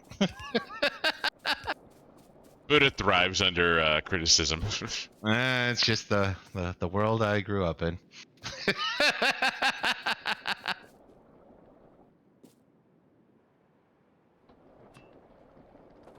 All right, so I will need. I'm going back for more ammunition. Actually, I'm a little curious now. Modular armor. Copper. Ooh, we need plastic. Are you making plastic? Not yet, but I am working in that vein. All right. I'd rather. Yeah, I'd rather have explosives, but when you get that done, that'll allow us to make at least low tier modular armor. Yeah, I am in that general direction.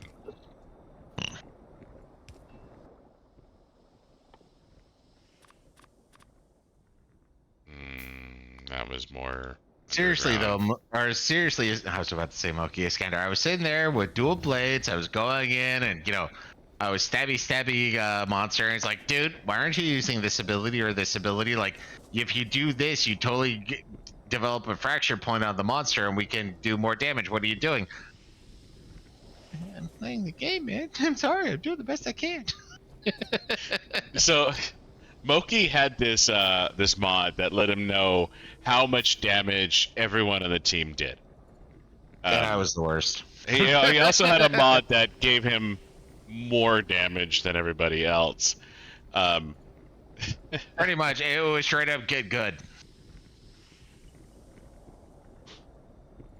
Like, he would have grill sessions with Buddha. It's like, why do you suck so bad? No, it wasn't that bad. But he was very critical of Buddha. I'm doing the best I can. So yeah, no, if you join us in Monster Hunter, I'll be better than you, is the best I could say.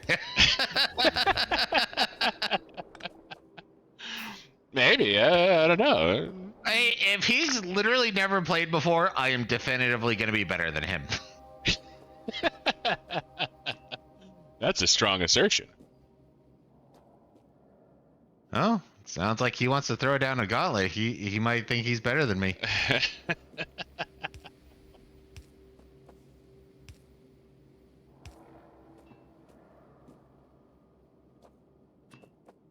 Boop, boop. Where are the wall? Or in my inventory? Oh, there.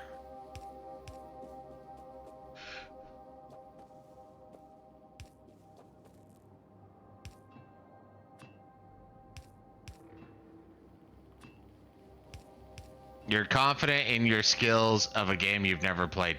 See, you might have me beat then. Never played this game? Got it beat. I know exactly how to use it. Yeah, Buddha isn't confident in his skills in a game he has played. Yeah. I've been torn down left and right.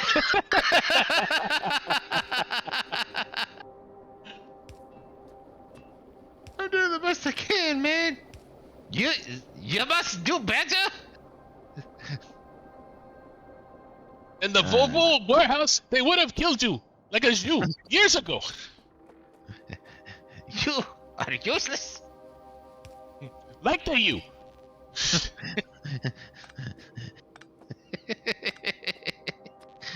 Oh, and trauma memories. Trauma memories. All right, so radars. Let's make a few more of those. Walls. Gonna want more turrets, ammo está bueno. Let's work on some more of those goodies. Sulfur water. Huh? Then you might have me beat, man. I will meet you on the field of Monster Hunter.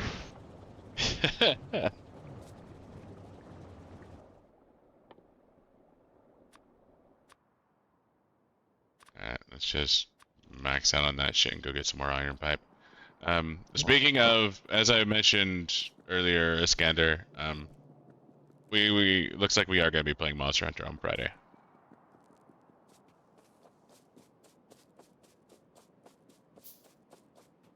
So, it's a play on Texas tea is a euphemism in the States for oil. Because a lot of the early oil production came out of Texas. So it was a play on words between Helldivers and what I'm going to be doing, what I'm doing tonight with Factorio is I'm building oil production. So it was a joke to try and be a mix between Helldivers and Factorio. Since we were originally going to play Helldivers tonight because it's Wednesday.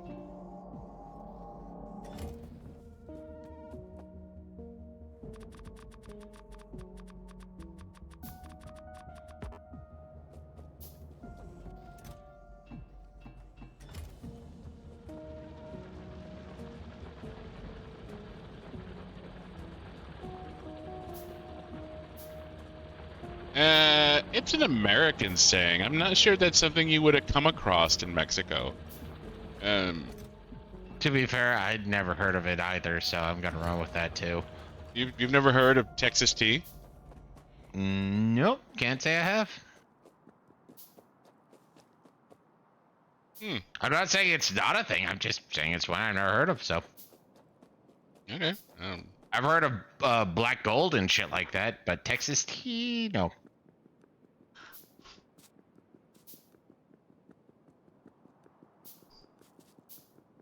It was in a song. I'm trying to remember who sang the song. Shit. This is one of those things that could lead me down a YouTube rabbit hole if I wasn't streaming right now. Seriously.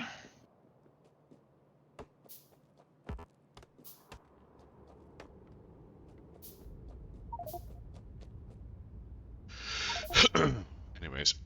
I need some more Medusas. Like, the chemical plants don't even look like Medusas anymore. Like, that kind of makes me sad. Yes, that is the plan. We're gonna be playing Monster Hunter Wilds on Friday. Yep, that is the plan.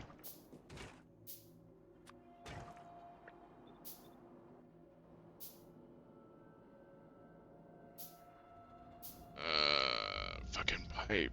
I need to lay some goddamn pipe. Oh, motherfucker, we could actually research quality modules now. Really? Yep.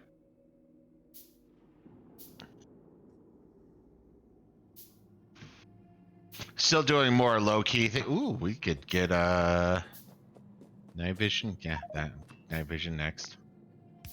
I mean, we need armor that can equip night vision. Yeah, we can do modular armor. Oh. And personal energy shield. All right, so research is being focused. Buddha has a mission.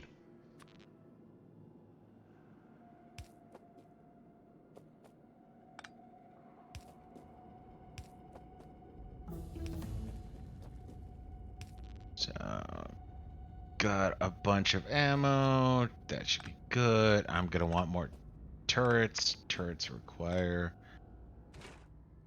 gears, copper plate, which we have plenty of, and okay. Alright, so no, I don't actually want to do it this way. Hang on.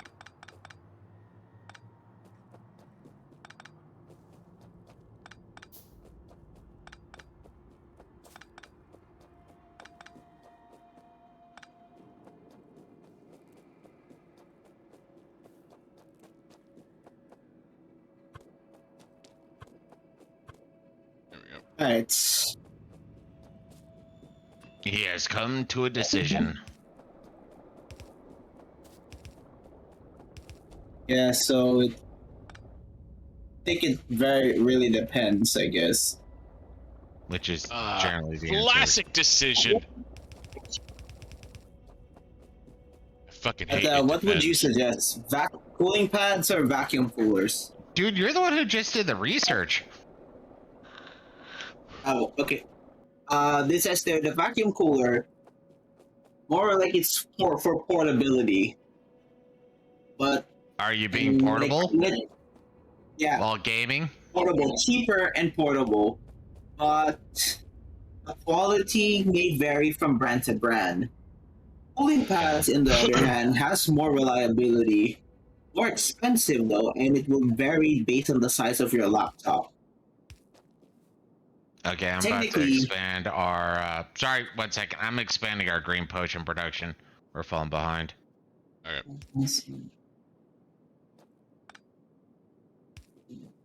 Keep going.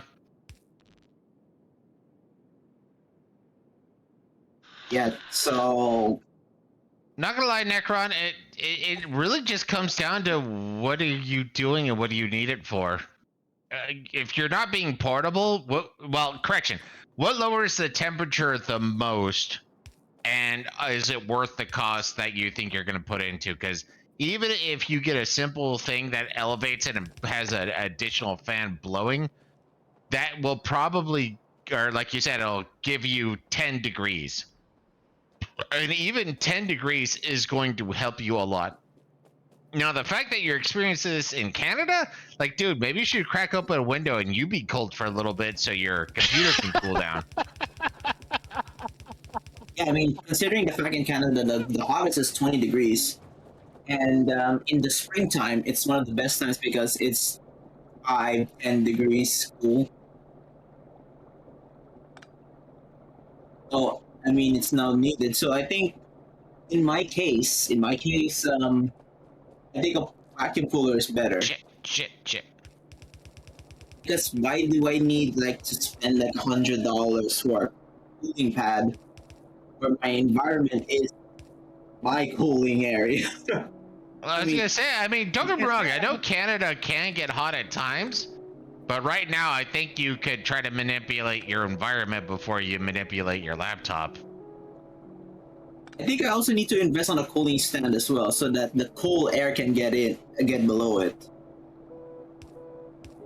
Well, and that's where the shitty one that I bought over a decade ago, literally, it's something that it gives it a little bit of a tilt, but it also gives a divot underneath it, so air can circulate as freely as possible. And now that it's busted, but it had a fan that helped blow air up into that air. So anything that you can do to increase airflow, I would say do.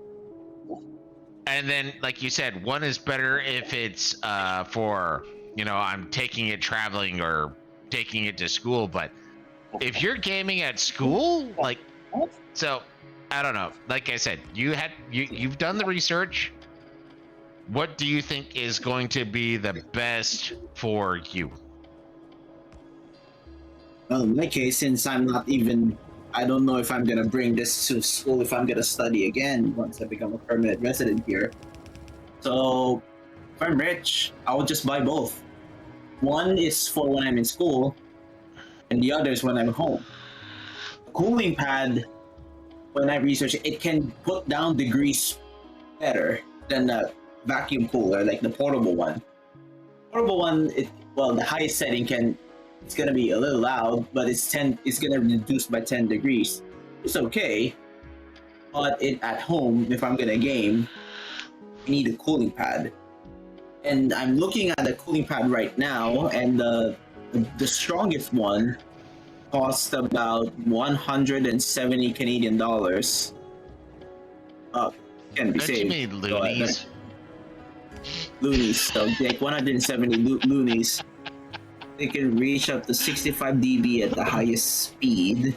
Equals normal conversation. Oh, the sound. It's 05 RPM. Yeah, this one it can reach up to 5,000 rotations per minute. Yeah, it's gonna be loud, but Well, just I'm probably because gonna it get used has to a it. high amount of rotation doesn't mean it's loud. It depends on the size of the fan. But if it's going to be It's a big something to fan. prop up and lower or prop up your laptop, it's probably going to be loud. I mean, Yeah. I'm just throwing that out there as, yeah, whatever. Well, it says here it can reach up to 60 decibels. The 65 decibels Isn't and that the pretty $120. quiet?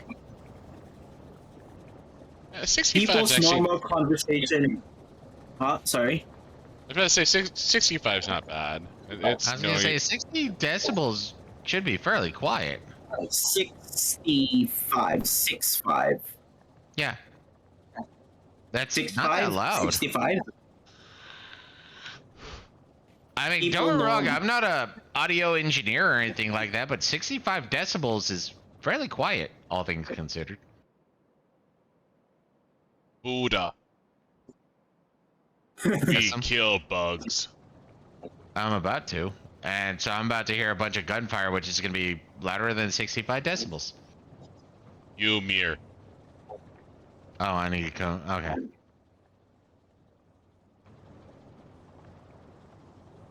Ah, come on. 60 decibels is the sound of a normal conversation or an air conditioner. That's not bad. Ooh, So bueno. okay, there was one time I was still in Oh, college yeah, at the seriously. time. We lived in this shithole fucking apartment. This thing was cockroach infested, shithole, like just absolute dog shit. And I had this air conditioner that sounded like a fucking jet coming online. Like it was fucking It's fucking. Oh, God. And it was supposed to turn off like once you got down to a certain temperature, but it could even at night it couldn't get the temperature below about 80 degrees Fahrenheit. And Think you get comfy there? for Americans is like 75, you know. We were chilling at 85. And so the stupid AC unit was running constantly. It never fucking stopped, ever. And so in the middle of the night, like we lived like under the fucking highway. Like we lived right, like we were on like level with the fucking freeway. Trucks were going by with their goddamn Jake brakes on, like. But during the summer when the AC was on, we didn't hear shit because all we heard was. And there were times at night it was so hot I would turn off the AC for a second just so I could turn it on again so it would kick out again. Because I don't give a damn about the noise. I wanted that little extra to happen. Oh, that was it. That was, you know, it builds character. It builds character. Okay. Okay. Sitting on Zionix's shitty leather couches and having your fucking balls melt to the fucking couch. But yeah, those were that AC. You know, trying to cycle back was probably closer to 150 decibels, 200 decibels. I think you're gonna be fine. It could be worse. Yeah, we have an AC that's like. Yeah, it goes like that, and it was in my home country. It was in my old house, my childhood house, what I was raised in. Holy shit! But I got used to it. But it was like. It's like the entire fucking night. It's just, but I got used to it because it's like, oh, it's so cold, I can sleep again. But the first time I if you're heard in it, I the was like, Philippines too, you know, the humidity's at 1,000%. Yeah. Boy, it was. Shit, how do you switch weapons again? Charlie. There it is. Okay. Alright, we're gonna go kill some bugs. I'm ready to go kill some bugs. Yeah, well, actually, I was about to. Well, no, I can't do it right now. So what I was gonna. Doesn't matter. So, if we're gonna rocket, I want to go north because there's two biggies up there. Yeah, I figure we might as well get some big, because I kind of want to go kill some shit. Now that we have rockets. Zonix apparently has some rage issues he needs to vent.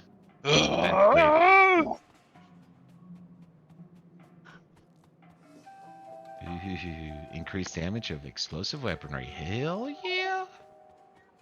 Yeah, boy.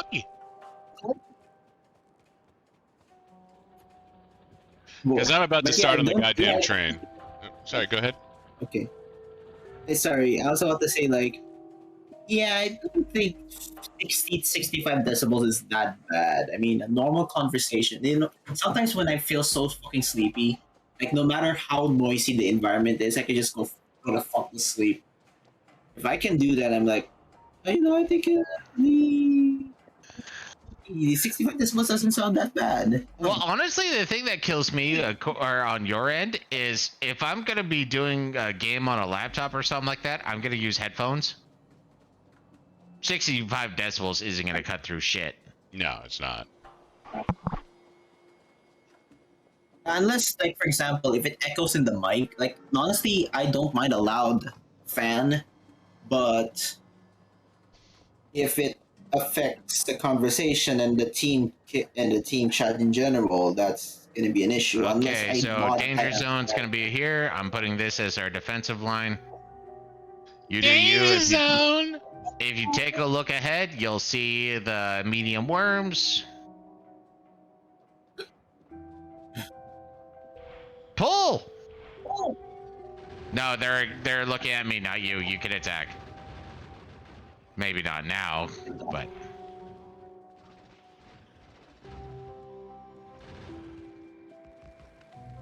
Acid. Okay, you're good to go. That's two piggies down.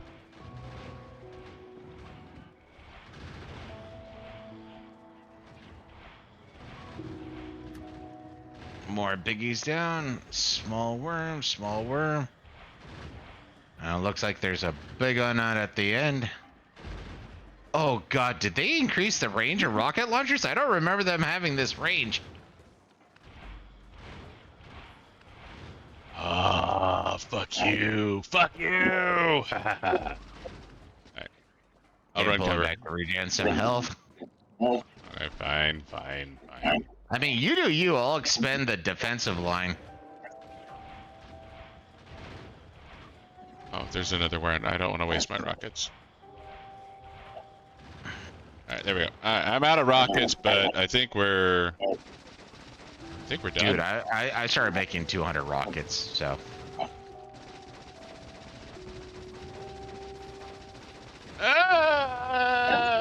Yeah, you should probably be running around with AP rounds. I do have AP rounds on. Oh, then I don't know why you're having issues. It tastes like burning. Okay, I'm out of fucking rockets. I'm gonna go back to my base. Okay. Yeah, no, if you want to automate some, or at least faux automate some rocket making, I will be happy as a pig in slop. I'm planning on it. I was just looking at, because I needed iron. I don't have iron anywhere near me. Wow. I think there's a worm stuck in trees. Hmm? No, it was a little spitter. Because I want to start on the train. I mean, there's only so much shit I actually want to pipe in on track. So. Yeah. No, I'm with you on that one. Which is why the research I'm doing right now is literally increase inserter pickup capacity. Now, looks like I'm gonna have to expand green research potential. Well, production, not research. Yeah. You know, I think it would be funny, like, if I really want to, I would have both a cooling pad and a vacuum cooler. The ultimate Do they work cooling. together? That's the big I thing. Like, mean, if you've done the research, because sometimes things it's like just that can interfere with each other. well, one is plug is on the side and the other one is on the bottom. So it says that depending on the laptop, depending on the system, like sometimes getting it to have a cooling fan can interrupt the cooling system that the build game that my laptop already has, so it can interfere with the performance as well. But so far, my laptop and yeah, that will vary. So it's gonna be a bit of an experimental on your part. But so far, I mean, I guess it can, as long as it's not too cool. Too cool isn't a problem. Well, I mean, I guess you can't say that because of the whole Tesla issue, but your ability to experience that, I don't know if you left your house and left the windows open and, you know, in the middle of a Arctic storm, maybe? Yeah, I think you'd be hard pressed to get to the point where too cold is a legitimate problem. Like, electronics need heaters in like space, but yeah, like Yeah, I mean, Canada's not it's like, for that example, cold, man. car. Well, in here in the country, where if you don't heat up your car with, depending on the car, if you don't heat it up within a certain amount of hours, it's gonna die. You do realize you that can't your start walking car around. is inside a garage where your computer's inside a house, right? Yeah, but sometimes but the house is built different. Like, But that's what I'm unless the saying garage is has a, I understand why that's happening with the car. Your laptop, different. can be. I think that depends on the system. Like in the video system, depends on the components in the system. You're really a geeky laptop nerd, or they say if you really are into computers, into gadgets and everything, you're gonna have a great idea how systems work if this should work. But so far, with my common knowledge, that will vary. But yeah, unless I just stuck it outside during a blizzard storm, then we're gonna have a fucking issue. I don't even think you would have an issue then. Well, if I turn it on and it came from a blizzard, it's gonna melt, and if it has and if there's water in it, and we know how electronics works. Like if you wet it enough, I actually It's knew gonna a short guy circuit. whose computers ran so hot he would actually put ice bags on top of it. as long as it doesn't melt and just reach into the laptop circuit, like the water. I mean, No, I know what you're talking about. I'm just saying is. yeah, I get what you mean. It's like I'm like, hey, ice pads. Fuck! There's someone made a joke where the laptop or the CPU can get so hot that they can literally cook an egg. They can literally cook their breakfast. See, I haven't heard that about laptops, but I have heard that about sidewalks. I saw one person there. It's like a GPU or CPU. I forgot the part of the computer they had. It was so hot. They literally placed an egg and it cooked. You need help getting your body back, Buddha? Nah, it should be fine. Possibly. Turret should have enough ammo right now. That shouldn't be an issue. I'm gonna search it. I'm gonna search that one. Oh, a GT2202 UB vacuum cooler laptop external rapid cooling fan with all Well, the I mean, to be fair, dude, you're the one who speaks, calming unit, so you tell me, you're going to 90 Celsius. It's gonna, that's pretty hot as far as I can tell. It's like 90 C is something like 200 Fahrenheit. And that, I believe, is definitely egg boiling temperature. Oh yeah. You poach an egg at that temperature. I mean, usually you boil the water and then you drop the egg in, but I think it's perfectly reasonable to poach an egg. Yeah.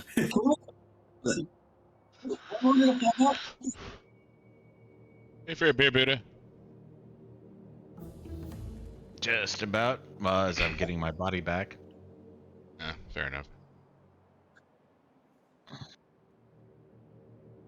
Oh, it's 10 o'clock. God damn it.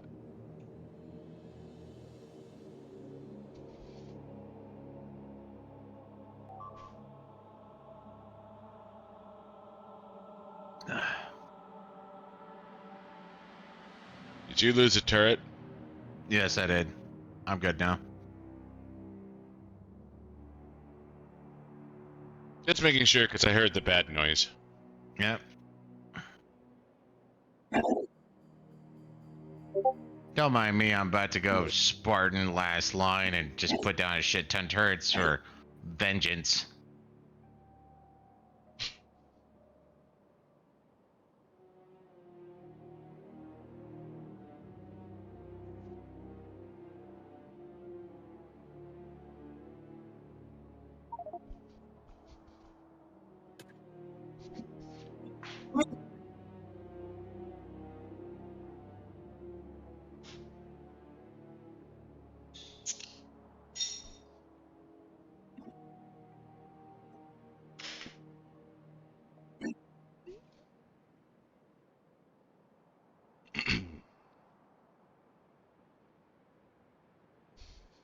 I swear to God, rockets didn't have the range. No, they have really good range. I think the range got expanded. Because and maybe it was large worms, but I seem to remember having to mark that line of being able to, like, the rockets could shoot like a little bit farther than the worm. Yeah. But I think that must have been large worms.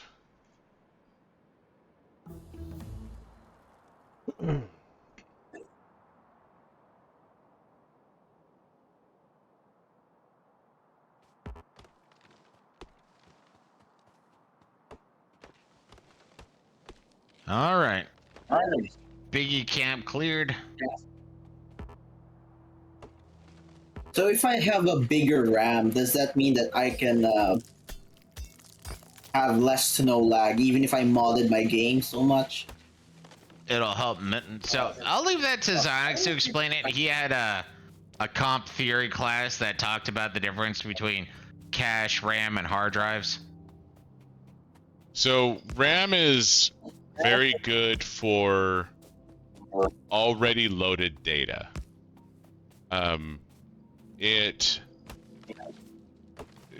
So if you load up a new map in a game,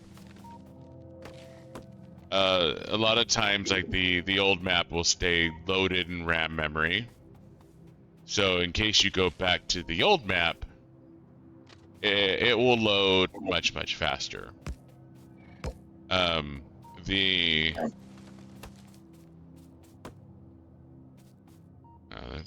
is a weird dog hip thing that Buddha did. But anyway, so the RAM doesn't make things load faster that haven't already been loaded.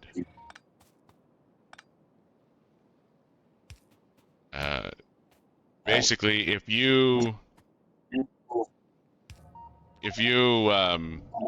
load a map or a game or something like that, and then you reload it, it'll load quite a bit faster because RAM will load things stupid fast compared to your hard drive. There is a limitation though when it comes to like progressive loading and things like that. I'm not sure how deep I want to. Yeah, just like I'm not sure how. General. So, loading something from your hard drive is like ordering a book from Amazon, waiting for 2 days, and then once the book shows up at your house, then you read the book. Loading something from RAM memory is like driving to your local library, finding the book, checking it out, and then reading it. Loading from L4 cache is like turning around from your desk, grabbing a book that's on a table behind you, looking up the information, and then turning back around to your computer. Loading from L1 cache is... Oh, I know that. So that's the order of magnitude when it comes to load times when you're considering L1 cache, L4 cache, RAM memory, and hard drives. Okay.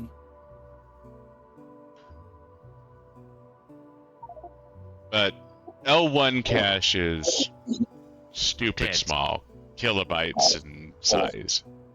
Oh, I thought they got L1 up to megabytes, but yeah, no, it's the best memory, and it is the smallest memory.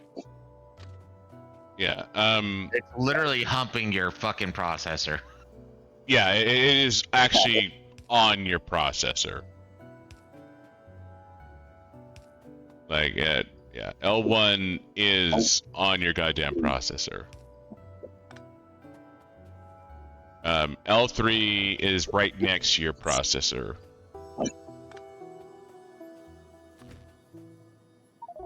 Then obviously RAM is like, I don't know, 6 inches away from your processor.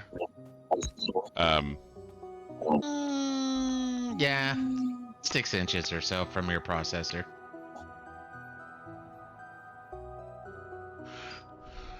Let's go down here and run this train up.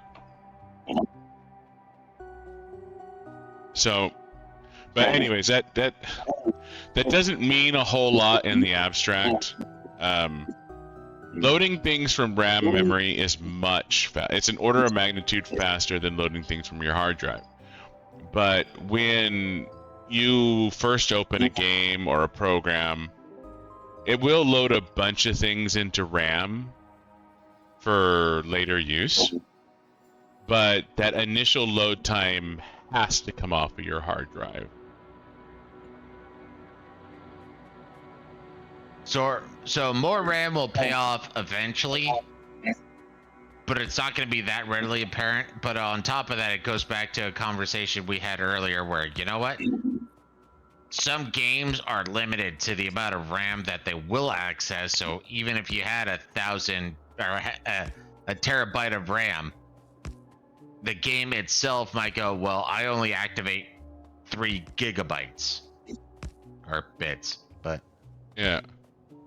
Fallout 3 was notorious for that. Is the PC version of Fallout 3 only utilized 2 gigabytes of RAM, despite what was on this system.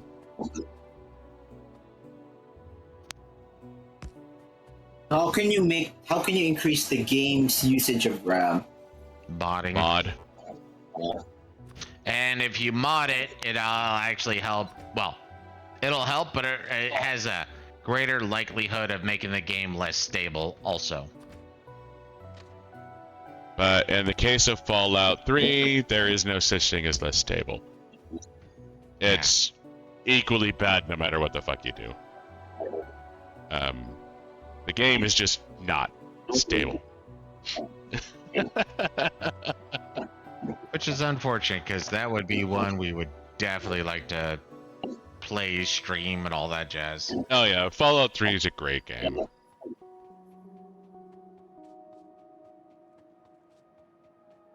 I see.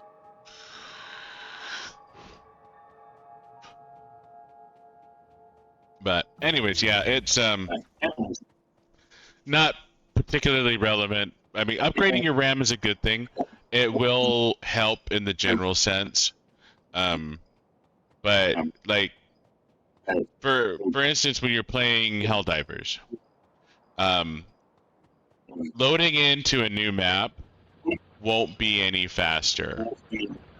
But loading into the ship after finishing a map will be faster.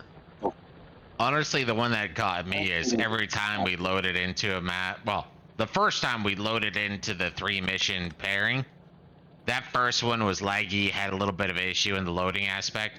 But after that, it was just like done. Yeah, basically, that's expected if you have a bunch of RAM.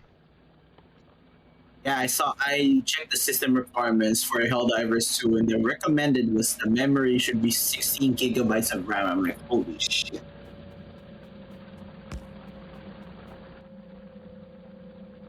Yeah, Helldivers 2 is actually pretty expensive. I have a pretty beefy machine, and Helldivers 2 still taxes my machine pretty hard. It's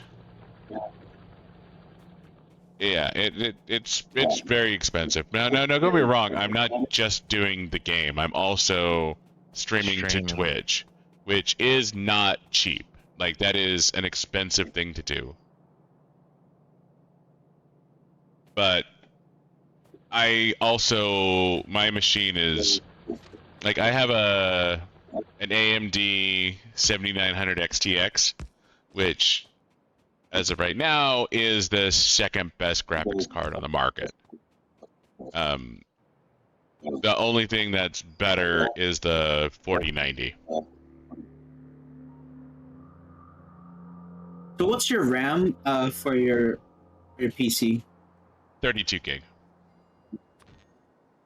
And it's still, and Helldivers 2 is still beefing the shit out of it. But the thing is there is still a limitation when it comes to RAM memory. Like, the initial load still needs to happen. So even though, like, when we get back from a mission, and that's I actually have allegorical evidence on this one. So we get back from a mission, and it's me, Buddha, Pyro, and Commander. And all of us are streaming onto Discord, so we have the 4-person stream going on. I get back to the ship about 10 seconds before everyone else. And that's on the stream. So it's not insignificant. But at the same note, like, me getting back to the ship first doesn't really change anything because I still need to wait for everybody else. Does that make sense? Like, yeah. So it's not like, it does help, but it's not like a fix-all. It's not like a cure-all kind of thing. More RAM is a good thing, and you won't be sad to have more RAM. I'm just trying to give you realistic expectations of what having 48 gigs of RAM would do. Like, it's absolutely not bad, and you will enjoy it, but it's not going to be a super big difference. It is kind of the point I'm trying to make. Like, it's more of a quality of life, makes things nicer in the long run than an actual impactful change. Mm.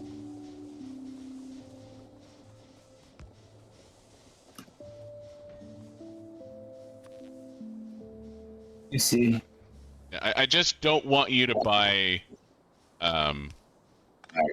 a bunch of RAM and expect it to be a panacea and it not do that. Like, I did that myself, many years ago. Of course, And now if you're talking about increasing like that, you need to recheck the specs on your system just to make sure your power supply can handle what you're planning on doing. And your motherboard is also a limiting factor too, where the each motherboard is going to have its own bus limitations. Yeah. And if your computer, like, they have these DDR5 RAM chips that are super impressive, but most computers can't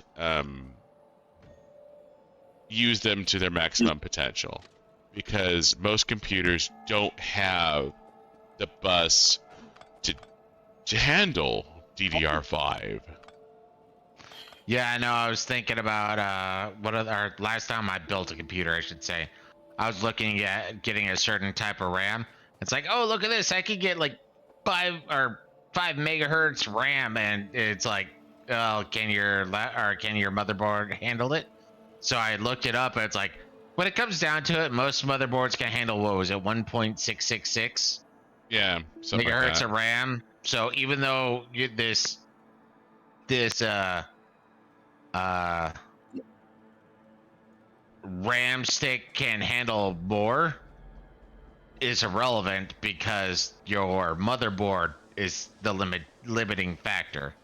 Yep. So you're starting to hit close to a point that outside of just general size, it's not really going to matter because you have that limitation. Now, don't give me that. If I remember correctly, the machine that you have, Necron, handles DDR4, which is very, very good. It is not bad RAM at all. I'm just saying it's buying DDR5 is meaningless because the actual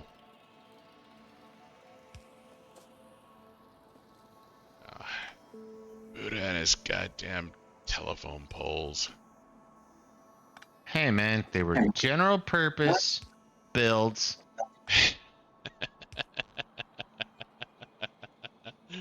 I don't know. I'm just trying to temper expectations.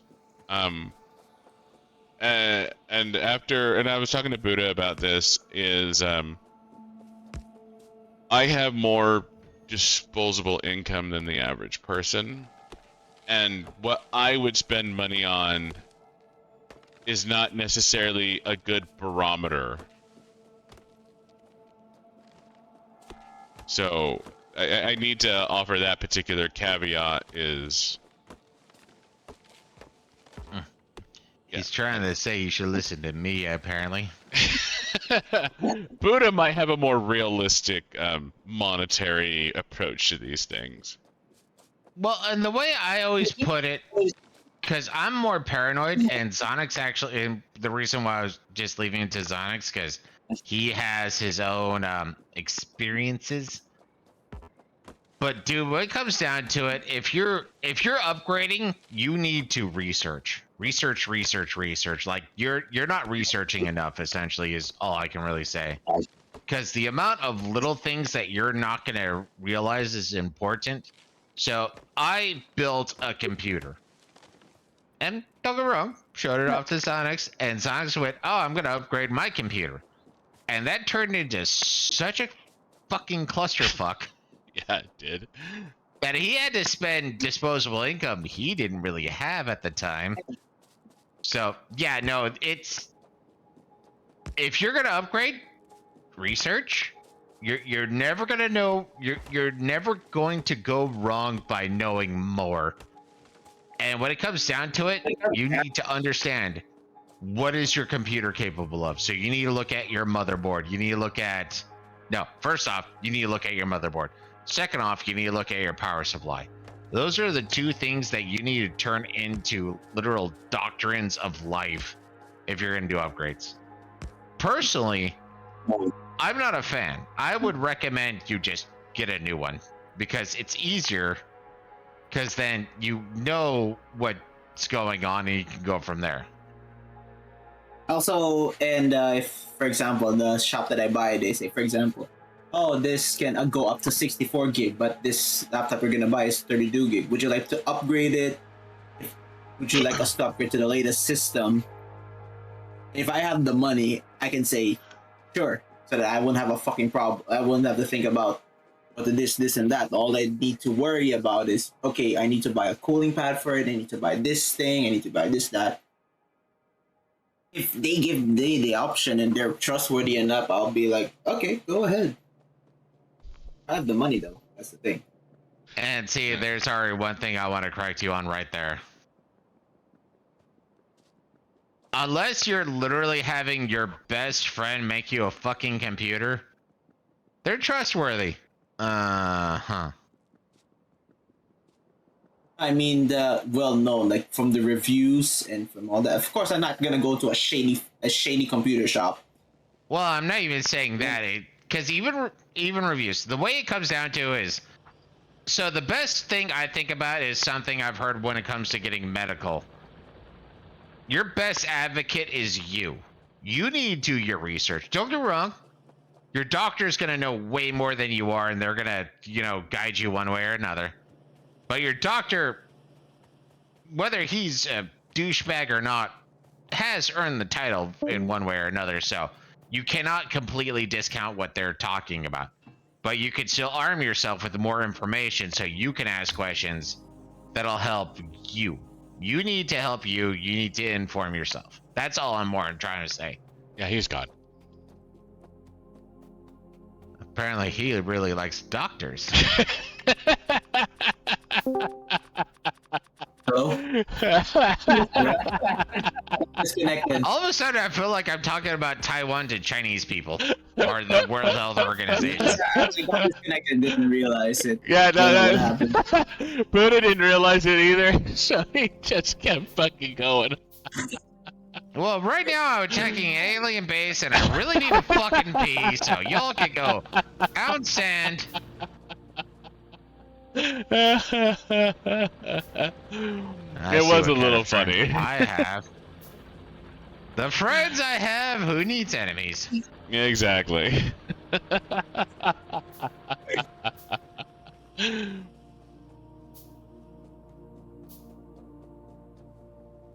So sorry, you were saying something. Zonic's gonna recount it. I'm going pee. The friends I have, who needs enemies? Is basically what he said. What did I do? No, I'm just giving you crap. That timing, you couldn't have done it on purpose. Buddha was going on a tirade about doing research and trusting yourself, and then I heard the bong, but the bong of the Discord disconnect, and Buddha just kind of kept going, and I let it happen longer than I probably should have. Like,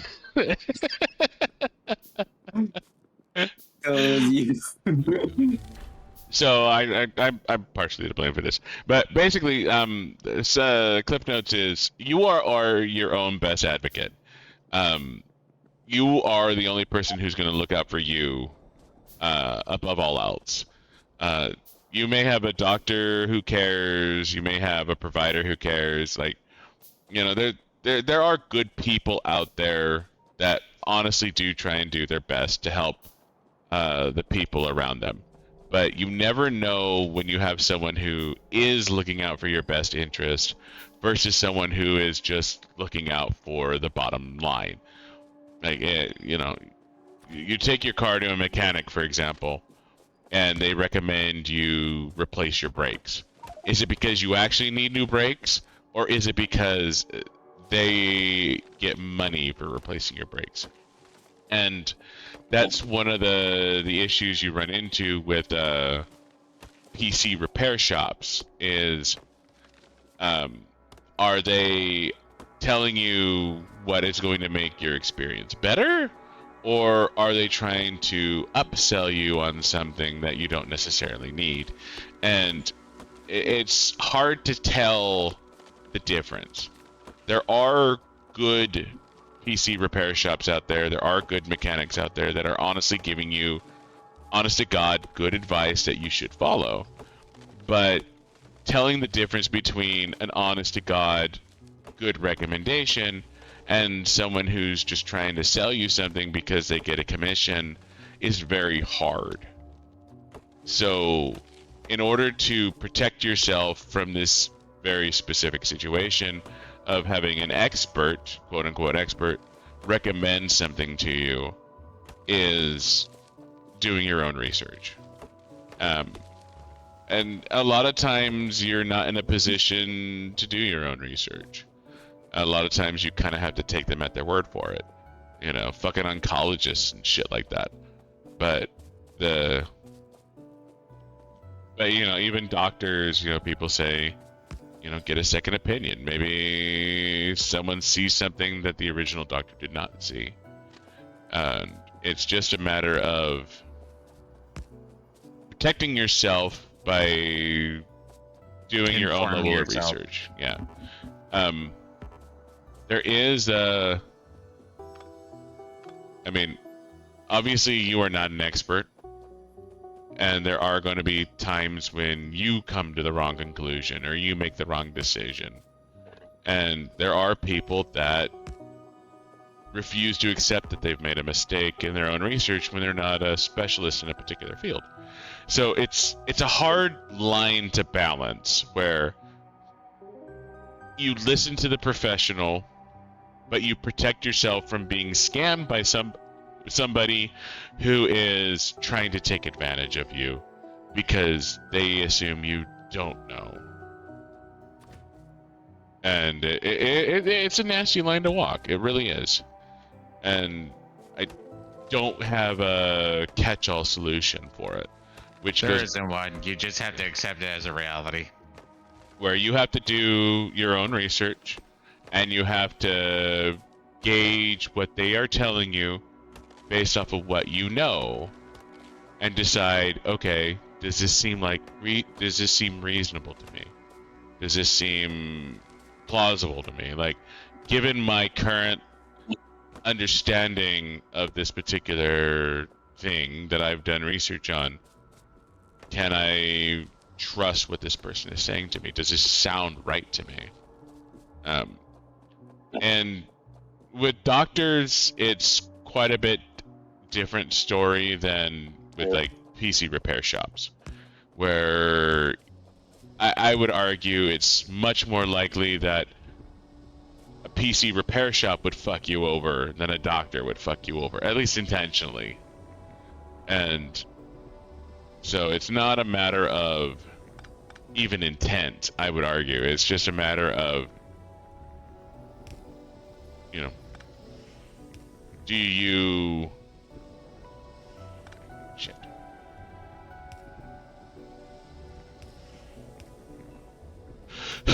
Excuse me. Like, do you trust what this person is telling you? Does it match up with your understanding of the situation? And do I need to talk to somebody else about it?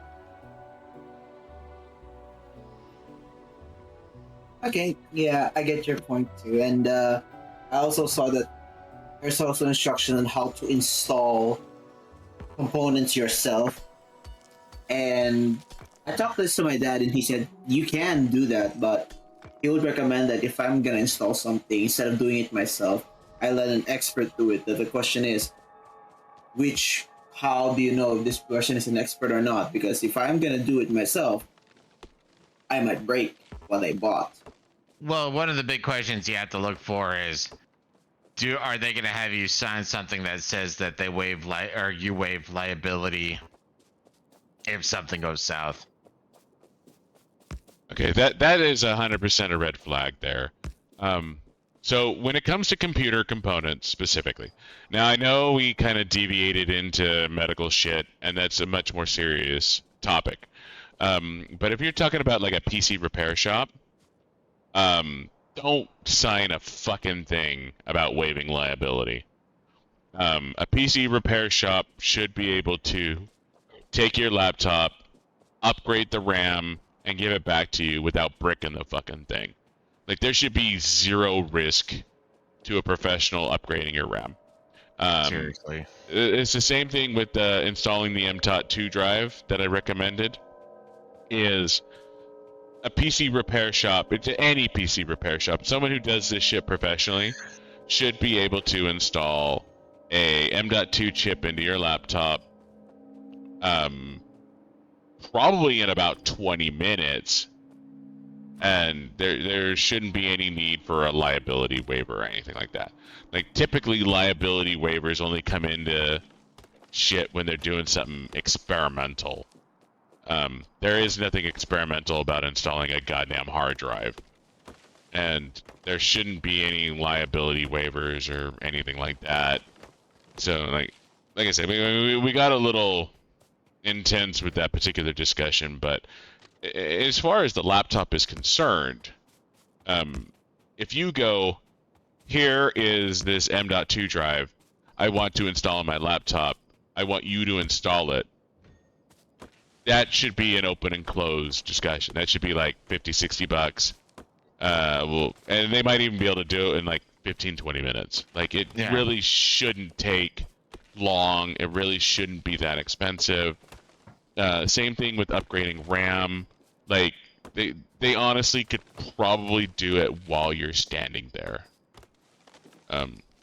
Close enough. Yeah. I mean, because it does come down to maybe they have there's 10 people in front of you, but yeah, outside of that, yeah, it should be, I want you to install this. Okay, come back in an hour. Yeah. Oh, sign this because we don't want to be held liable for if we break something. No. Give me my goddamn laptop back. Yeah. Because clearly you are fucking retarded. Like, if anything, the only thing I could see them giving you is some like notification of like, okay, you do realize that us adding this to your laptop will void current warranties or some shit like that.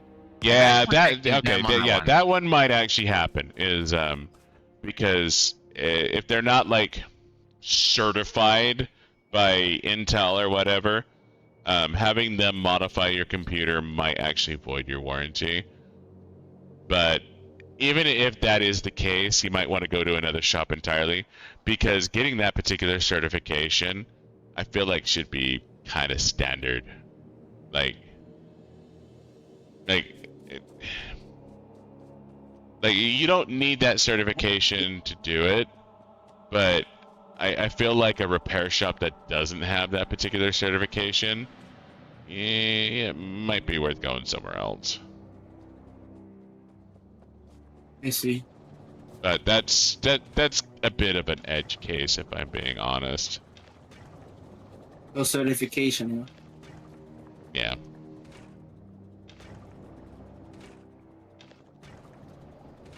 And it looks like bigger spitters are coming out because sometimes when they put their acid pile down, my life just starts dropping like a brick. Boop, boop, boop. Okay.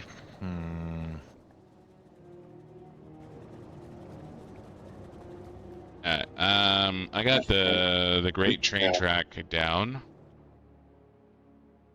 Sorry, did we help at all in that run, or did we just confuse the matter?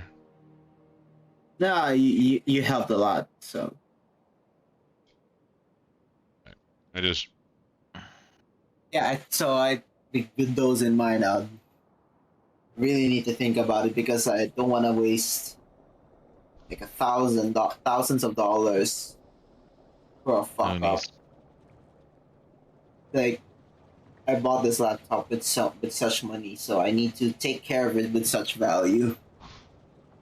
And the thing is a lot of PC repair shops will be licensed and bonded. So you show up and you say, hey, can you up my RAM to the max, and can you install this M.2 drive? They'll go, sure. You won't sign a fucking thing, because they're insured, they're licensed, they're bonded, they know what the fuck they're doing. and you'll get your laptop back in a couple hours, maybe even 45 minutes, depending on how busy they are. Like,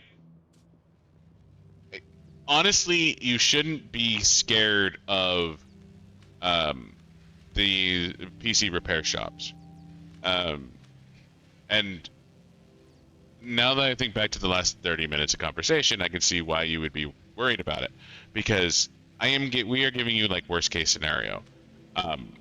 Honestly, what you're probably going to run into is you're probably going to go into a shop and say, hey, I have this laptop. I want to install this M.2 drive and I want to get up to 48 gigs of RAM. And they'll be like, cool, come back after lunch, it'll be done. And then they'll charge you $60 for it. And then everything will be fine. Like, nothing will happen. That is going to be like 99% of the time for this particular situation. Yeah. What we're saying is, if you go to a shop, a computer shop, and they hand you a waiver to upgrade your RAM, yeah, that's something you might want to walk away from. Because upgrading or adding more RAM or adding an M.2 drive to your laptop specifically, because it's just popping off the back of the computer, plugging it in, and popping the case back on, I would probably go, whoa, what? Like, it's literally you 4 screws and click. Like, what the fuck are you needing a waiver for? So that's all I'm trying to get across is if they say something that puts your hackles up, walk away from it. But if they say, okay, we can do that, give us 60 minutes, give us an hour, and then your laptop will be ready, then it's honestly probably just fine. I'm just trying to give you the idea of if something like this should happen that gives you pause, trust your instincts, walk away, because, like you said, it's not really worth it. But the majority of people you're going to deal with aren't going to be bad people. Unless you go to Geek Squad, fuck those people. But the majority of people that you're going to deal, huh? Geek Squad. Geek Squad. Best Buy. It's a Best Buy thing, yeah. Geek Squad. Honestly, Geek Squad is probably fine. I just don't like them. What's happening with Geek Squad? It's big chain companies doing big chain things.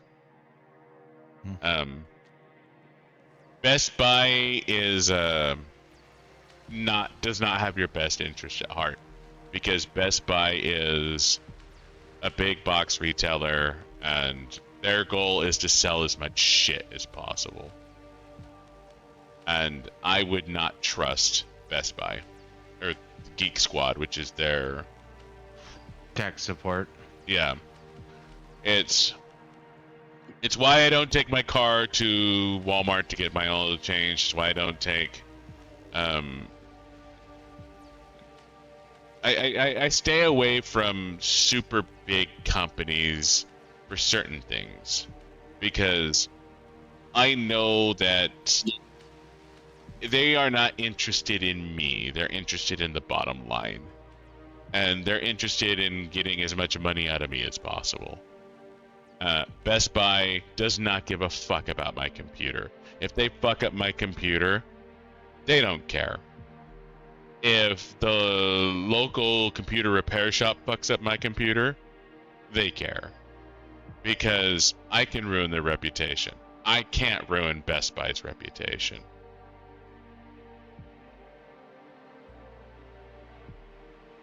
Oh, you're telling me about the M2 drive.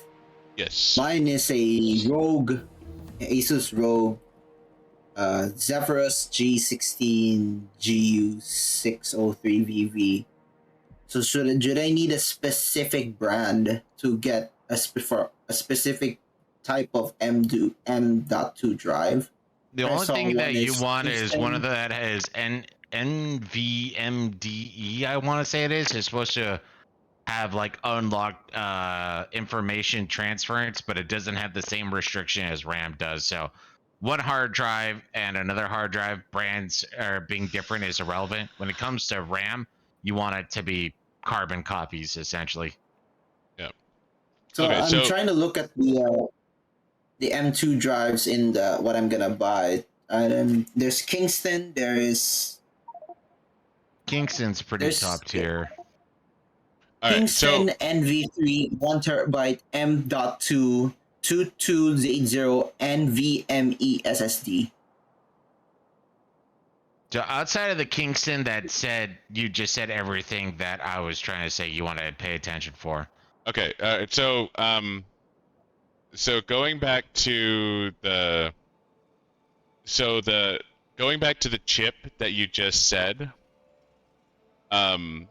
So the important things are the PCIe Gen and the 2280. So PCIe is the slot. 2280 is the length of the card.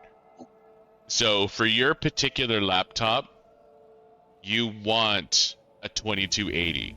Anything bigger than 2280 won't fit in your laptop. Anything smaller than 2280 will fit in your laptop. So, but for the sake of consistency, I would just get the 2280. Like, I would make that a requirement. Like, I want 2280. So that's the length of the card, of the memory card. Does that make sense? Yeah.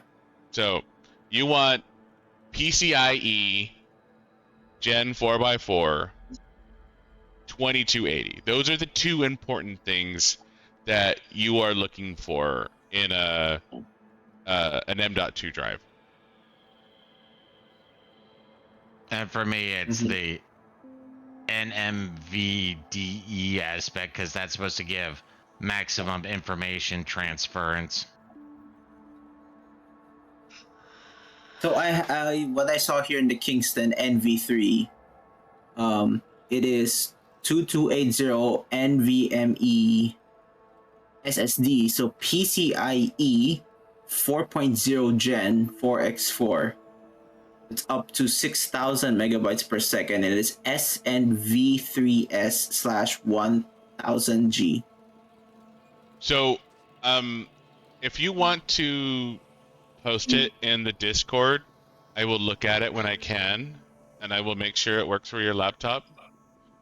It sounds good, but I'm not looking at your laptop specs, so I can't say for sure. But I think it sounds. I think it's about right. It sounds like it'll fit. In the cicatrix maledictum in Iskander server. Yeah, or mine, either one. It doesn't matter. Just tag me in the post, and I will look at it when I can. But I actually. I'll just post it in general. I'll post it in general. Yeah, that's fine. So. And there. Alright. Okay. I'll go check my specs real quick. Alright, well, I actually gotta call it. I'm already running later than I wanted to tonight. So I'm gonna wrap up the stream here. I will look at it tomorrow, Necron, and I will send you a message in the morning if that's okay. I'll also take a picture of my specs.